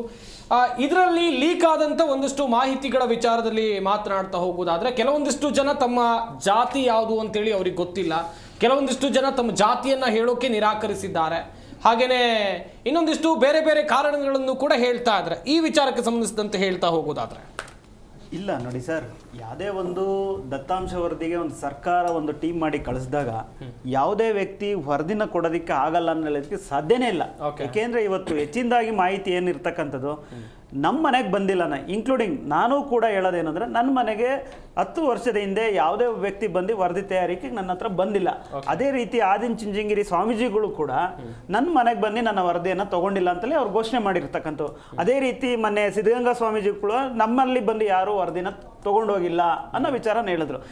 ಈ ಥರ ಇರಬೇಕಾದಾಗ ಈ ವರದಿಯನ್ನು ಈಗ ಆಲ್ರೆಡಿ 10 ವರ್ಷ ಕಳೆದಿರೋದ್ರಿಂದ ಈಗ ಎಲ್ಲ ಸಮುದಾಯಗಳಲ್ಲೂ ಜನಸಂಖ್ಯೆಯನ್ನು ಏರಿಕೆ ಆಗಿರ್ತದೆ.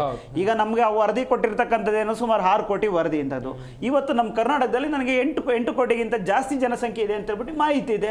ಸೊ ಈ ರೀತಿ ಈಗ 2 ಕೋಟಿ ಜಾಸ್ತಿ ಆಯ್ತಲ್ಲ, ನೀವು ಅವ್ರಿಗೆ ಯಾವ ರೀತಿಯಾದ ಒಂದು ನ್ಯಾಯವನ್ನು ಕೂಡ ಕೊಡ್ತೀರಾ? ಸೊ ಅವರು ಎಲ್ಲ ಅದು ವಂಚಿತರಾಗಲ್ವಾ?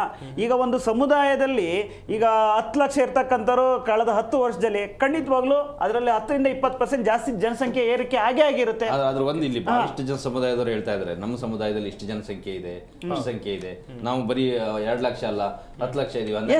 ಆದರೆ ಅದು ಅವರಲ್ಲಿಯೂ ಕೂಡ ಸ್ಪಷ್ಟತೆ, ಅವರಿಗೂ ಕೂಡ ಸ್ಪಷ್ಟವಾದಂತ ವರದಿ ಇಲ್ಲ, ಮಾಹಿತಿ ಇಲ್ಲ, ಒಂದು ಅಂದಾಜಿನ ಮೇಲೆ ಹೇಳ್ತಾರೆ.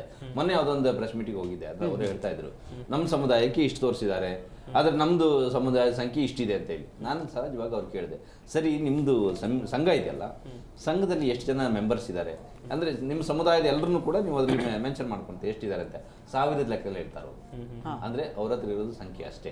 ಅದರ ಒಂದು ಅಂದಾಜಿನ ಮೇಲೆ ನಾವು ಆ ಊರಲ್ಲಿ ಇದೀವಿ, ಆ ಜಿಲ್ಲೆಯಲ್ಲಿ ಇಷ್ಟು ಜಿಲ್ಲೆ ವಿಸ್ತರಿಸ್ಕೊಂಡಿದೀವಿ ಹಾಗಿದೆ ಅಂತ ಹೇಳಿ. ಇಲ್ಲಿ ಯಾರೆಲ್ಲ ಸಮುದಾಯದವ್ರು ನಾವು ಇಷ್ಟಿದೀವಿ ಅಂತ ಹೇಳ್ತಾರಲ್ಲ, ಅವ್ರಲ್ಲೂ ಕೂಡ ಅದು ನಿಖರವಾದ ಲೆಕ್ಕ ಅಲ್ಲ ಸರ್. ಅದೇ ಆ ಲೆಕ್ಕದಲ್ಲಿ ಹೋದ್ರೆ ನಮ್ಮ ರಾಜ್ಯದ ಜನಸಂಖ್ಯೆ 20-22 ಇಲ್ಲ, ಅದನ್ನೇ ನಾನು ಹೇಳ್ತಾರೆ ಸರ್. ಒಂದು ನಿಖರವಾದ ದಾಖಲೆ ತಯಾರು ಮಾಡಕ್ಕೆ ಇವತ್ತು ಜಾಗತಿಕ ಮಟ್ಟದಲ್ಲಿ ಇಷ್ಟೊಂದು ಫಾಸ್ಟ್ ಆಗಿರ್ತಕ್ಕಂಥ ಒಂದು ಡಿಜಿಟಲೀಕರಣ ಇದರಲ್ಲಿ ವರದಿ ತಯಾರು ಮಾಡೋದು ನನಗನ್ನಿಸ್ತಂಗೆ ಎಲ್ಲ ಒಂದು ಗಗನ ಕುಸುಮ ಆಗಿ ಇಲ್ಲ ಇವತ್ತಿನ ಇರ್ತಕ್ಕಂಥಲ್ಲಿ ಸರ್. ಈಗ ನೀವು ವರದಿಯನ್ನ 3 ತಿಂಗಳಲ್ಲಿ ಮಾಡಬಹುದು ಬಿಡಿ. ಖಂಡಿತವಾಗ್ಲೂ ನಾನು ಅದೇ ಹೇಳೋದು, ಇವತ್ತು ಮನಸ್ಸು ಮಾಡಿದ್ರೆ ಒಂದು ಸರ್ಕಾರ 40-45 ಇರ್ತಕ್ಕಂಥ ಒಂದು ಟೆಕ್ನಾಲಜಿ ಬಳಸ್ಕೊಂಡು ಇವತ್ತು ಒಂದು ಪೋರ್ಟಲ್ ಓಪನ್ ಮಾಡಿದ್ರೆ ಜನಕ್ಕೆ ಅವಕಾಶ ಕೊಟ್ರೆ ಇದನ್ನ ಅಪ್ಲೋಡ್ ಮಾಡಬೇಕು. 2015ರಲ್ಲಿ 2 ತಿಂಗಳು ತಗೊಂಡಿದ್ದಾರೆ, ಈಗ ಟೆಕ್ನಾಲಜಿ ಡೆವಲಪ್ ಆಗಿದೆ, ಈಗ ಇನ್ನೂ ಬೇಗ ಮಾಡಬಹುದು. ಖಂಡಿತವಾಗ್ಲೂ ಆಗುತ್ತೆ ಸರ್. ಇರೋಂಥ ಪ್ರಶ್ನೆನೇ ಇದು ಸರ್. ಈಗ ಗೊಲ್ಲ ಸಮುದಾಯ ಇರ್ಬೋದು, ಯಾದವ ಸಮುದಾಯ ಇರ್ಬೋದು, ಅದೇ ರೀತಿ ಕಾಡುಗೊಲ್ಲ, ಇವ್ಯಾವು ಸಪ್ರೇಟ್ ಸಮುದಾಯಗಳಲ್ಲ, ಜಾತಿಗಳಲ್ಲ. ಈಗ ಏನಾಗಿದೆ, ಗೊಲ್ಲ ಅಂತ ಜಾತಿನಲ್ಲಿ ಉಪ ಪಂಗಡಗಳಾಗಿ ಎಲ್ಲ ಒಂದ್ ಕಡೆ ವೃತ್ತಿ ಆರಾಧ ಮೇಲೆ, ಇಲ್ಲ ಅಂದ್ರೆ ಎಲ್ಲ ಒಂದ್ ಕಡೆ ಅವರು ಪೂಜೆ ಮಾಡೋ ಒಂದು ದೇವರುಗಳ ಆರಾಧನೆ ಮೇಲೆ, ಎಲ್ಲ ಒಂದ್ ಕಡೆ ಉಪ ಪಂಗಡಗಳಾಗಿ ಉಪಜಾತಿಗಳಾಗಿ ಅದು ಸ್ಪ್ಲಿಟ್ ಆಗಿರ್ತಕ್ಕಂಥವು. ನೀವು ಅವೆಲ್ಲವನ್ನು ನೀವು ಸಪ್ರೇಟ್ ಜಾತಿ ಅಂತ ತೋರಿಸಿದಾಗ ಎಲ್ಲ ಒಂದ್ ಕಡೆ ಸರ್ಕಾರದಿಂದ ಸಿಗುವಂತ ಸೌಲಭ್ಯಗಳಿಗೆ ಆ ಜನ ಎಲ್ಲ ಒಂದ್ ಕಡೆ ವಂಚಿತರಾಗ್ತಾರೆ. ಅದೇ ರೀತಿ ಈಗ ಸ್ನೇಹಿತರು ಹೇಳ್ತಾ ಇದ್ರು, ಮುಸ್ಲಿಮರಲ್ಲಿ ನನಗೆ ಮಾಹಿತಿ ಇರೋ ಪ್ರಕಾರ ಸರ್ 86 ಜಾತಿಗಳಿದೆ ಅಂತ. ಶರೀಫ್ ಇರ್ಬೋದು, ಮೊಹಮ್ಮದ್ ಇರ್ಬೋದು, ನಡಾಫ್ಗಳು ಇರ್ಬೋದು, ಮತ್ತೆ ಶಿಯಾ ಸುನ್ನಿಗಳು, ಈ ರೀತಿಯಾಗಿ ಇರ್ತಕ್ಕಂಥದ್ದು 86 ಜಾತಿ ಇದೆ.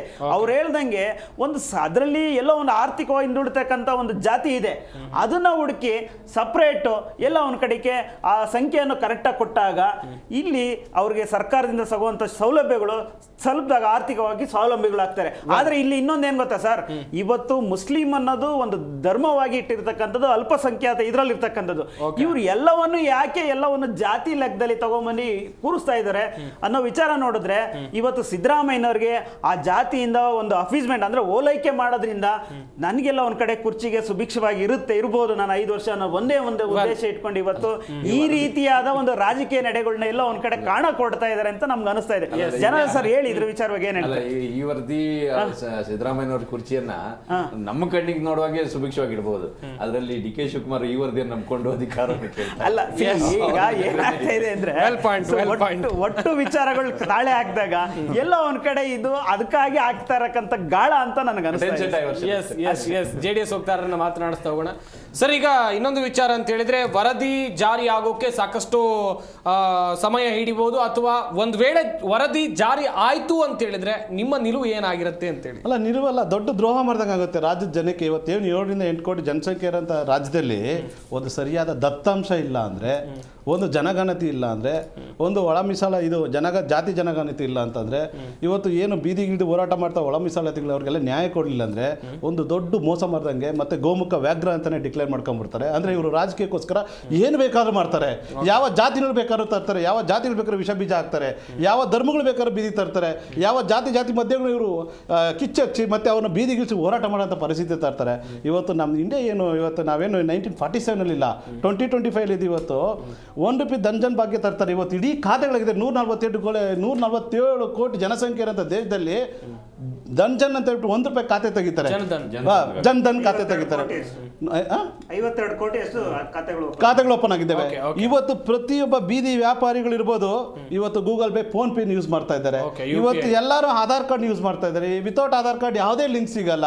ಇವತ್ತು ನೀವು ಏನು ಫ್ರೀ ಯೂನಿಟ್ ಕೊಡ್ತಾ ಇದ್ರಲ್ಲ, ಅದಕ್ಕೆ ಇವತ್ತು ನೀವೇ ಲಿಂಕ್ ಕೊಡಬೇಕು. ಸ್ವತಃ ಭಾಗ್ಯಜ್ಯೋತಿ ಇರೋರು ನೀವು ಲಿಂಕ್ ಕೊಟ್ಬಿಟ್ಟು ಅದು ಅಪ್ಲೋಡ್ ಮಾಡ್ಬೇಕಂತ ಹೇಳಿ ನೀವು ಕೊಟ್ಟು ಇವತ್ತು ಅದನ್ನೆಲ್ಲ ಉಪಯೋಗಿಸ್ಕೊಂತ ಇದ್ದಾರೆ. ಇಷ್ಟು ಡಿಜಿಟಲ್ ಇಂಡಿಯಾದಲ್ಲಿ ಇರಬೇಕಾದ್ರೆ make in India, skill India, stand up India, ಈ ಥರ ಟೆಕ್ನಾಲಜಿಯಲ್ಲಿ ಫಾರ್ವರ್ಡ್ ಆಗಿದ್ದಾಗ 6G ಇದ್ದಾಗ ಈ ಒಂದು ಸಮೀಕ್ಷೆ ಮಾಡೋಕ್ಕೆ ಇಷ್ಟೊಂದು ಒದ್ದಾಟ ಯಾಕೆ? ಈಗಾಗಲೇ 365 ಕೋಟಿ ನುಂಗಿ ನೀರು ಕುಡಿದಿದ್ರಿ. ಒಂದು ಹೆಸರಲ್ಲಿ 165 ಕೋಟಿ ಕಾಂತರಾಜ್ ಹೆಸರು ಇರ್ಬೋದು, 200 ಕೋಟಿ ಬಂದ್ಬಿಟ್ಟು ಜಯಪ್ರಕಾಶ್ ಹೆಗ್ಡೆ ಅವ್ರ ಹೆಸರು ಇರ್ಬೋದು. ಇವತ್ತು ವರದಿಗಳು ಸಲ್ಲಿಕೆ ಮಾಡಕ್ಕೆ ಒದ್ದಾಡ್ತಾ ಇದ್ದೀರಿ. ಬೇಡ ಸ್ವಾಮಿ, ನಿಮ್ಮ ತಪ್ಪು ಒಪ್ಕೊಳ್ಳಿ. ತಪ್ಪು ಮಾಡೋದು ಸಹಜ. ಮನುಷ್ಯನ ಮಾನವನ ಗುಣ ತಪ್ಪು ಮಾಡೋದು ಸಹಜ. ಒಪ್ಕೊಳ್ಳಿ, ತಪ್ಪಾಗಿದೆ ಅಂತ ಒಪ್ಕೊಳ್ಳಿ, ಜನ ಮುಂದೆ ಬನ್ನಿ. ಅದಕ್ಕೆ ಇವಾಗ ನೋಡಿ, ಇತ್ತು ಇಲ್ಲ ಇವತ್ತು ಬೀದಿಗಳು ನಿಂತಿದೆ ಜನ. ಇವತ್ತು ಬೀದಿಗಳಿಗೆ ನೋಡಿ, ಇವತ್ತು ಜನಗಳನ್ನ ಇವ್ರು ಮೂರ್ಖ ಮಾಡಿರೋದು. ಇವತ್ತು ಅವರು ಕುರ್ಚಿಗೋಸ್ಕರ ಒಂದ್ ಕಡೆ DK ಶಿವಕುಮಾರ್ ಎಲ್ಲಿ CM ಸ್ಥಾನಕ್ಕೆ ಬರ್ತಾರೆ ಅಂತ CMಗೆ ಅಟೆನ್ಷನ್ ಆಫ್ ದಿ ಮೈಂಡ್ ನ ಡೈವರ್ಷನ್ ಮಾಡ್ತಾರೆ. DK ಶಿವಕುಮಾರ್ ಕಡೆ ಈ ಒಂದು ಪರಿಸ್ಥಿತಿನ ನಿಭಾಯಿಸಕ್ಕಾಗಲ್ಲ, 5 ವರ್ಷ ನಾನೇ ಕಂಪ್ಲೀಟ್ ಮಾಡಬೇಕು, ಹಾಗಾಗಿ ನೀನು ಅಲ್ಲೇ ಇರಪ್ಪ ಅಂತೇಳಿ ಹೈಕಮಾಂಡ್ ಟೀಕೆ ಮಾಡಿ ಖರ್ಗೆ ಅವ್ರು ಡೈರೆಕ್ಟ್ ಆಗಿ ಹೇಳ್ತಾರೆ, ನೋಡಿ ಇಂಥ ಸಮಸ್ಯೆಯಲ್ಲಿ ಇವತ್ತು ಜಾತಿ ಗಣಗಣತಿ ಮಂಡನೆ ಮಾಡೋಕ್ಕಾಗ್ತಾ ಇಲ್ಲ, ಒಳ ಮೀಸಲಾತಿ ಕೊಡೋಕ್ಕಾಗ್ತಾ ಇಲ್ಲ, ಇವತ್ತು ದತ್ತಾಂಶ ಇಲ್ಲ. ಇಂಥ ಪರಿಸ್ಥಿತಿ ನೀವೇನ CM ಆದ್ರೆ 3 ತಿಂಗಳಿರಲ್ಲ. ಇದನ್ನ ಇವರು ಸಿದ್ದರಾಮಯ್ಯ ಅವರೇ ಮುಂದರ್ಸ್ಕೊಳ್ಬೇಕು 5 ವರ್ಷ. ನೀವು ಸೈಲೆಂಟ್ ಆಗಿರಿ ಅಂತ ಹೇಳ್ಬಿಟ್ಟು ಒಂದು ಅಟೆನ್ಷನ್ ಡೈವರ್ಷನ್ ಮಾಡೋಕ್ಕೋಸ್ಕರ ಇವತ್ತು ಕುರ್ಚಿಗಳಿಗೋಸ್ಕರ ನಡೀತಿರೋ ಒಂದು ಗೇಮ್ ಪ್ಲಾನ್ ಅಂತ ಹೇಳ್ಬೋದು, ಮಾಸ್ಟರ್ ಮೈಂಡ್ ಅಂತ ಹೇಳ್ಬೋದು. ಇಂಥ ವಿಚಾರದಲ್ಲಿ ಜಾತಿಗೆ ವಿಷ ಬೀಜ ಹಾಕೋದು, ಡಿವೈಡ್ ಅಂಡ್ ರೂಲ್ ಮಾಡೋದು, ಇದು ಸಿದ್ದರಾಮಯ್ಯ ಇದರಲ್ಲಿ ನೈಪುಣ್ಯತೆ ಹೊಂದಿರುವಂತ ಮಹಾನ್ ಮಾಸ್ಟರ್ ಪ್ಲಾನ್ ಲೀಡರ್ ಅಂತಾನೆ ಹೇಳ್ಬೋದು. ವೆಲ್ ಅನಿಲ್ ನಾಚಪ್ಪ ಅವರೇ, ರಾಜ್ಯದಲ್ಲಿ ಬೇಕಾದಷ್ಟು ಜ್ವಲಂತ ಸಮಸ್ಯೆಗಳಿವೆ. ಅವನ್ನೆಲ್ಲ ಪರಿಹಾರ ಮಾಡೋದು ಬಿಟ್ಟು ಇಲ್ಲಿ ವಿರೋಧ ಪಕ್ಷ ಆಗಿರಬಹುದು, ಆಡಳಿತ ಪಕ್ಷ ಆಗಿರಬಹುದು, ಎರಡೂ ಪಕ್ಷಗಳು ಕೂಡ ಜಾತಿ ಗಣತಿ ವಿಚಾರವಾಗಿ ಬಡಿದಾಡ್ಕೊಳ್ತಾ ಇದ್ದಾರೆ. ಸರ್, ಆಡು ಭಾಷೆಯಲ್ಲಿ ನಿಮ್ಗೆ ಹೇಳೋದಾದ್ರೆ, ಹಳ್ಳಿ ಕಡೆ ಬಂದು ನೀನು ಯಾವ ಜಾತಿ ಅಂದರೆ ಚಪ್ಪಲಿ ತಗೊಂಡು ಹೊಡಿತಾರೆ. ಗೊತ್ತಾಯ್ತಾ? ಯಾಕೆ ಹೇಳ್ತಾ ಇದ್ದೀನಿ ಅಂತ ತಿಳ್ಕೊಳ್ಳಿ. ಈ ಜಾತಿ ಜನಗಣತಿ ಆಗಿದ್ದಿನ ಯಾರು ಹೇಳಿರ್ಬೋದು ಗೊತ್ತಾ? ಬ್ರಾಹ್ಮಣ ಹೇಳಿರ್ಬೋದು ನಾನು ಬ್ರಾಹ್ಮಣ ಅಂತ, ಗೌಡ್ರು ಹೇಳಿರ್ಬೋದು ನಾನು ಗೌಡ ಅಂತ, ಲಿಂಗಾಯತರು ಹೇಳಿರ್ಬೋದು ನಾನು ಲಿಂಗಾಯತ ಅಂತ. ಬ್ರಾಹ್ಮಣರ ಮನೆಯಲ್ಲಿ ಯಾರೋ ಒಬ್ರು ಬಾಡಿಗೆಗಿರ್ತಾರೆ, ಪಕ್ಕದ ಮನೆಯವ್ರು ನೋಡ್ತಾ ಇರ್ತಾರೆ ಯಾವ ಜಾತಿ ಅಂತ ಹೇಳ್ತಾನೆ ಅಂತ. ಇವ್ರಿಗೆ ಬಂದು ಕೇಳ್ತಾರೆ ಯಾವ ಜಾತಿ ನೀನು ಅಂತ ಹೇಳ್ತಾನೆ ಅವನು. ಸರ್, ನನ್ನ ಮನೆಗೆ ಬಂದಿದ್ರು, ನನಗೆ ಜಾತಿ ಹೇಳೋಕ್ಕೆ ಬೇಕಾಗಿಲ್ಲ, ನಾನು ಜಾತಿನೇ ಇಲ್ದಲೇ ಇರೋದು ಒಂದು ಪಂಗಡ ಅಂತ ಹೇಳಿದೆ. ಅರ್ಥ ಆಯ್ತಾ? ಹಾಗಾದ್ರೆ ಎಷ್ಟೋ ಜನ ಈ ವರದಿಯಲ್ಲಿ ಇರೋ ಪ್ರಕಾರ ಜಾತಿ ಹೇಳೋಕೆ ಹಿಂದೇಟ್ ಹಾಕಿದ್ದಾರೆ. ನಮ್ಮ ಮನೆಗಳಲ್ಲಿ ಯಾವುದು ಫೋಟೋ ಏನಿಲ್ಲ, ಏತಿಸ್ಟ್ ಅಂತ ಹೇಳ್ತೀವಿ. ಅರ್ಥ ಆಯ್ತಾ?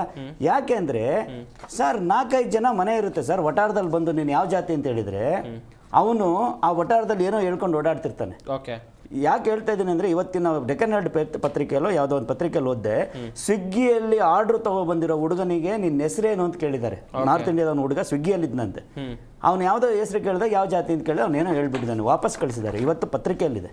ಅಂದರೆ ನಮ್ಮ ಇವತ್ತು 75 ವರ್ಷ ಆದ್ರೂ ಸ್ವಾತಂತ್ರ್ಯ ಬಂದು ನಮ್ಮ ದೇಶ ಬದಲಾವಣೆ ಆಗಿಲ್ಲ. ಅರ್ಥ ಆಯ್ತಾ ಸರ್? ಯಾರೂ ಸಹ ಸರ್ವೇ ಸಾಮಾನ್ಯವಾಗಿ ಹೋಗಿ ನಾನು ಈ ಜಾತಿ ಅಂತ ಹೇಳ್ಕೊಳಂತ ಇನ್ನೂ ಧೈರ್ಯ ನಮ್ಮ ದೇಶದಲ್ಲಿ ಯಾರಿಗೂ ಬಂದಿಲ್ಲ. ಇದಕ್ಕೆ ಟೆಕ್ನಾಲಜಿಗಳನ್ನ ಉಪಯೋಗಿಸ್ಬೇಕು. ಇಲ್ಲ ಅಂದಿದ್ರೆ ಈ ಸಮೀಕರಣ ಮಾಡೋಕ್ಕಿಂತ ಮೊದಲು 1 ತಿಂಗಳು 2 ತಿಂಗಳು ನೀವು ಇದ್ರ ಬಗ್ಗೆ ವ್ಯಾಪಕವಾದ ಒಂದು ಅಡ್ವರ್ಟೈಸ್ಮೆಂಟ್ ಮಾಡಿ ನಿಮ್ಮ ಜಾತಿ ಕರೆಕ್ಟಾಗಿ ಹೇಳಿದ್ರೆ ಮಾತ್ರ ನಿಮಗೆ ಸವಲತ್ತುಗಳು ಸಿಗುತ್ತೆ ಅಂತ ಹೇಳಿದ್ದಿದ್ರೆ ಅವತ್ತು ಆ ಜಾತಿ ಹೇಳಿರೋರು. ನೀವೇ ಯೋಚನೆ ಮಾಡಿ, ಅಪಾರ್ಟ್ಮೆಂಟಲ್ಲಿ 10 ಮನೆ ಇರುತ್ತೆ, ಪಕ್ಕದ ಮನೆ ತಿರುಗಿ ನೋಡ್ತಿರ್ತಾನೆ ನೀವು ಯಾವ ಜಾತಿ ಅಂತ ಹೇಳ್ತಾನೆ ಅಂತ. ಇವತ್ತು ಇದು ಈ ನಗರ ಪ್ರದೇಶಗಳಲ್ಲಿ ಅತಿ ಹೆಚ್ಚಾಗಿರೋಂಥದ್ದು. ಯಾರೂ ಸಹ ನೀವು ಯಾವ ಜಾತಿ ಅಂತೇಳಿ ಅಗ್ರಿಮೆಂಟ್ ಮಾಡಿಸಿರಲ್ಲ, ಬಂದು ಉಳ್ಕೊಂಡ್ಬಿಟ್ಟಿರ್ತಾನೆ. ಯಾವ ರೀತಿ ಸಮೀಕ್ಷೆ ಮಾಡೋಕ್ಕಾಗುತ್ತೆ ಸರ್? ಮೇಲ್ಜಾತಿಯವರು ಯಾವುದೇ ರೀತಿಯಲ್ಲಿ ಹೇಳ್ಬಿಡ್ತಾರೆ, ಕೆಳಜಾತಿಯವರು ಮಕ್ಕಳನ್ನ ಶಾಲೆ ಕಳಿಸ್ತಿರ್ತಾರಲ್ವಾ, ಅವ್ರು ಯಾರಿಗೂ ಹೇಳಿರಲ್ಲ, ಓಕೆ, ಹಿಂದೆ ಮುಂದೆ ನೋಡ್ತಾರೆ. ಹಿಂದೆ ಮುಂದೆ ನೋಡ್ತಾರೆ. ನೀವು ಹೆಂಗೆ ಇದಕ್ಕೆಲ್ಲ ಏನು ಗೊತ್ತಾ ಸರ್, ಇವತ್ತಿರೋ ಟೆಕ್ನಾಲಜಿಗಳನ್ನ ಉಪಯೋಗಿಸ್ಕೋಬೇಕಿತ್ತು. 2015 ಮುಗಿದೋಯ್ತು, ಇವತ್ತು ಟೆಕ್ನಾಲಜಿ ಬಂದಿದೆ. ಹೌದು. ಇವತ್ತು ನಿಮ್ಮ ಆಧಾರ್ ಕಾರ್ಡು ಅವೆಲ್ಲ ಇರೋದ್ರಿಂದ ನೀವು ಯಾವ ಇದ್ರಲ್ಲಿ ಬರ್ತೀರಾ, ಸ್ಕೂಲಲ್ಲಿ ಕೊಟ್ಟಿರ್ತಾರೆ ಯಾವುದೋ ದಾಖಲಾತಿಯಲ್ಲಿ, ಅದರಿಂದ ತೆಗಿಬೋದು ಖಂಡಿತ. ಆಮೇಲೆ ಇನ್ನೂ ಮುಂದುವರೆದವಾಗಿ ಏನು ಗೊತ್ತಾ ಸರ್, ಎಲ್ಲ ಈ ಯಾವುದು ಗೌಡ್ರಾಗಿರ್ಬೋದು, ಲಿಂಗಾಯತರಾಗಿರ್ಬೋದು, ಮುಸಲ್ಮಾನರಾಗಿರ್ಬೋದು, ಅವರವರ ಒಂದೊಂದು ಧರ್ಮದಲ್ಲಿದೆಯಲ್ಲ, ಎಲ್ಲಾದ್ರೂ ಒಂದು ಕಡೆ ರಿಜಿಸ್ಟರ್ ಆಗಿರುತ್ತೆ. ಹುಟ್ಟು ಮತ್ತು ಜನನ ಪ್ರಮಾಣ ಪತ್ರಗಳ ಲಿಸ್ಟ್ ಆಗಿರುತ್ತೆ, ಮರಣ ಪ್ರಮಾಣ ಪತ್ರಗಳ ಲಿಸ್ಟ್. ಒಂದು ಫ್ಯಾಮಿಲಿಯಲ್ಲಿ ಈಗ ನಿಮ್ಮನೆಯಲ್ಲಿ 4 ಮಕ್ಕಳು ಹುಟ್ಟಿದ್ದಾರೆ, ಇಡೀ ಎಷ್ಟು ಜನ ಇದ್ದಾರೆ, 10 ಜನ ಇದ್ದಾರೆ ಅಂತ ನಂಬರ್ ತಗೊಂಡೋಗಿ ನಿಮ್ಮ ಜನನ ಪ್ರಮಾಣ ಪತ್ರ ತೆಗೆದ್ರೆ ಗೊತ್ತಾಗುತ್ತಲ್ವ ಯಾವ ಜಾತಿ ಅಂತೇಳಿ. ನೀವು ಈ ಥರ ತಾನೇ ಮಾಡಬೇಕು. ನೀವು ಮನೆಗೆ ಹೋಗಿ ನೀನು ಯಾವ ಜಾತಿ ಅಂತ ಯಾರೋ 4 ಜನ ಬಂದು ಕೇಳೋದು, ನನಗೆ ಆ ಜಾತಿ ಹೇಳೋಕ್ಕೆ ಇಷ್ಟ ಆಗಲ್ಲ, ನಾನು ಏತಿಷ್ಟ ಅಂತ ಹೇಳಿದೆ. ಏತಿಷ್ಟ ಅಂದರೆ ಜಾತಿನೇ ಇಲ್ದಲೇ ಇರೋನು, ಧರ್ಮನೇ ಇಲ್ದಲೇ ಇರೋನು ಅಂತ. ಆ ಥರ ಸುಮಾರು ಸರ್, ಇದನ್ನು ಕರೆಕ್ಟಾಗಿ ಏನು ಈ ಕ್ಷಮಿಷನ್ ಮಾಡಿದಾರಲ್ಲ, ಇದು ಯಾವುದೇ ಕಾರಣಕ್ಕೂ ಅನುಷ್ಠಾನನೇ ಆಗೋದಿಲ್ಲ. ಬರೀ ಈಗ ನಾವು ಮಾತಾಡ್ತಾ ಇರ್ತೀವಿ, ಅದಾದಮೇಲೆ ಕಡತಗಳು ಸುಟ್ಟೋಗುತ್ತೆ. ಯಾರು ನಮ್ಮ ಮುನಿರತ್ನ ಅಂತವ್ರ ಕೈಯಲ್ಲಿ ಸುಡಿಸ್ಬಿಡ್ತಾರೆ. ಅಲ್ಲ, ಅದಕ್ಕೂ ನೀವು ಹೇಳೋದು ನೋಡಿದ್ರೆ ಯಾವುದೋ ಒಂದು ಆರೋಪ ಮಾಡ್ದಂಗಿದೆ ಸರ್, ಆಗುತ್ತೆ ಅಂತ ಮುಂದಕ್ಕೆ. ಅದು ಯಾವ ರೀತಿ ನೀವು ಅನಲೈಸ್ ಮಾಡ್ತಾ ಇದ್ದೀರಾ? ಒಂದು ವರದಿಯನ್ನು ಸುಟ್ಟಾಕ್ತಾರೆ ಅಂದ್ರೆ ನೀವು ಯಾವ್ದು ನಮ್ಮ ಶಾಸಕರ ಹೆಸರು ಹೇಳಿದ್ರೆ ಯಾವ್ದು ನಿಮ್ಮ ಶಾಸಕರ ಸರಿ ಇಲ್ಲ ಅಂತ ಹೇಳ್ತಿದ್ರಲ್ಲ ಸರ್. ಅಲ್ಲ, ಅವ್ರು ಹೇಳೋದೇನು ಅಂದ್ರೆ ಮುನಿರತ್ನವರೆಲ್ಲ ಸುಟ್ಟಾಕ್ಬಿಡ್ತಾರೆ ಅಂದ್ರೆ ಸರ್ ಹಾಕಿದ್ರು ಅಂತ. ಸ್ವಲ್ಪ ಅದು ಎಲ್ಲವನ್ನು ನೋಡಿ ಸರ್, ಕೂಲಂಕುಷವಾಗಿ ಒಂದು ಉತ್ತಮ ಮನಸ್ಥಿತಿಯಿಂದ ನೀವು ಮಾತಾಡಿದ್ರೆ ಬಹಳ ಒಳ್ಳೇದು. ಯಾಕೆಂದ್ರೆ ಎಲ್ಲೋ ಒಂಥರ ಕೊಳತ ಮನಸ್ಸಲ್ಲಿ ಯಾವತ್ತೂ ಅದು ಗಲೀಜಾಗೆ ಬರುವಂತದ್ದು ವಿಚಾರಗಳು ಬರ್ತಾ ಇರ್ತವೆ. ಅದ ರೀತಿ ಅಂತ ಹೇಳಿದ್ರೆ ಜನಾರ್ದನ್, ಕೊನೆಯದಾಗಿ ಮಾತನಾಡ್ತಾ ಹೋಗೋದಾದ್ರೆ, ಈಗ ಸರ್ವಧರ್ಮ ಸಮನ್ವಯರು ಅಂತ ಹೇಳ್ತಾರೆ. ನಾವು ಟೆಕ್ನಾಲಜಿ ಯುಗದಲ್ಲಿ ಬದುಕನ್ನ ಸಾಗಿಸ್ತಾ ಇದ್ದೇವೆ, ಜಾತಿ ಪದ್ಧತಿಯನ್ನು ಹೋಗಲಾಡಿಸಬೇಕು ಅಂತೇಳಿ ಎಲ್ಲ ನಾಯಕರು ಎಲೆಕ್ಷನ್ ಸಂದರ್ಭದಲ್ಲಿ ದೊಡ್ಡ ದೊಡ್ಡ ಭಾಷಣವನ್ನ ಮಾಡ್ತಾರೆ. ಈಗ ಅವರದ್ದೇ ಜಾತಿಯ ಪರವಾಗಿ ಅವರದ್ದೇ ನಾಯಕರು ನಿಂತು ಮಾತನಾಡ್ತಾರೆ, ಜಟಾಪಟಿ ಮಾಡ್ತಾರೆ, ತಮ್ಮ ಸರ್ಕಾರದ ನಿಲುವನ್ನೇ ವಿರೋಧಿಸ್ತಾರೆ.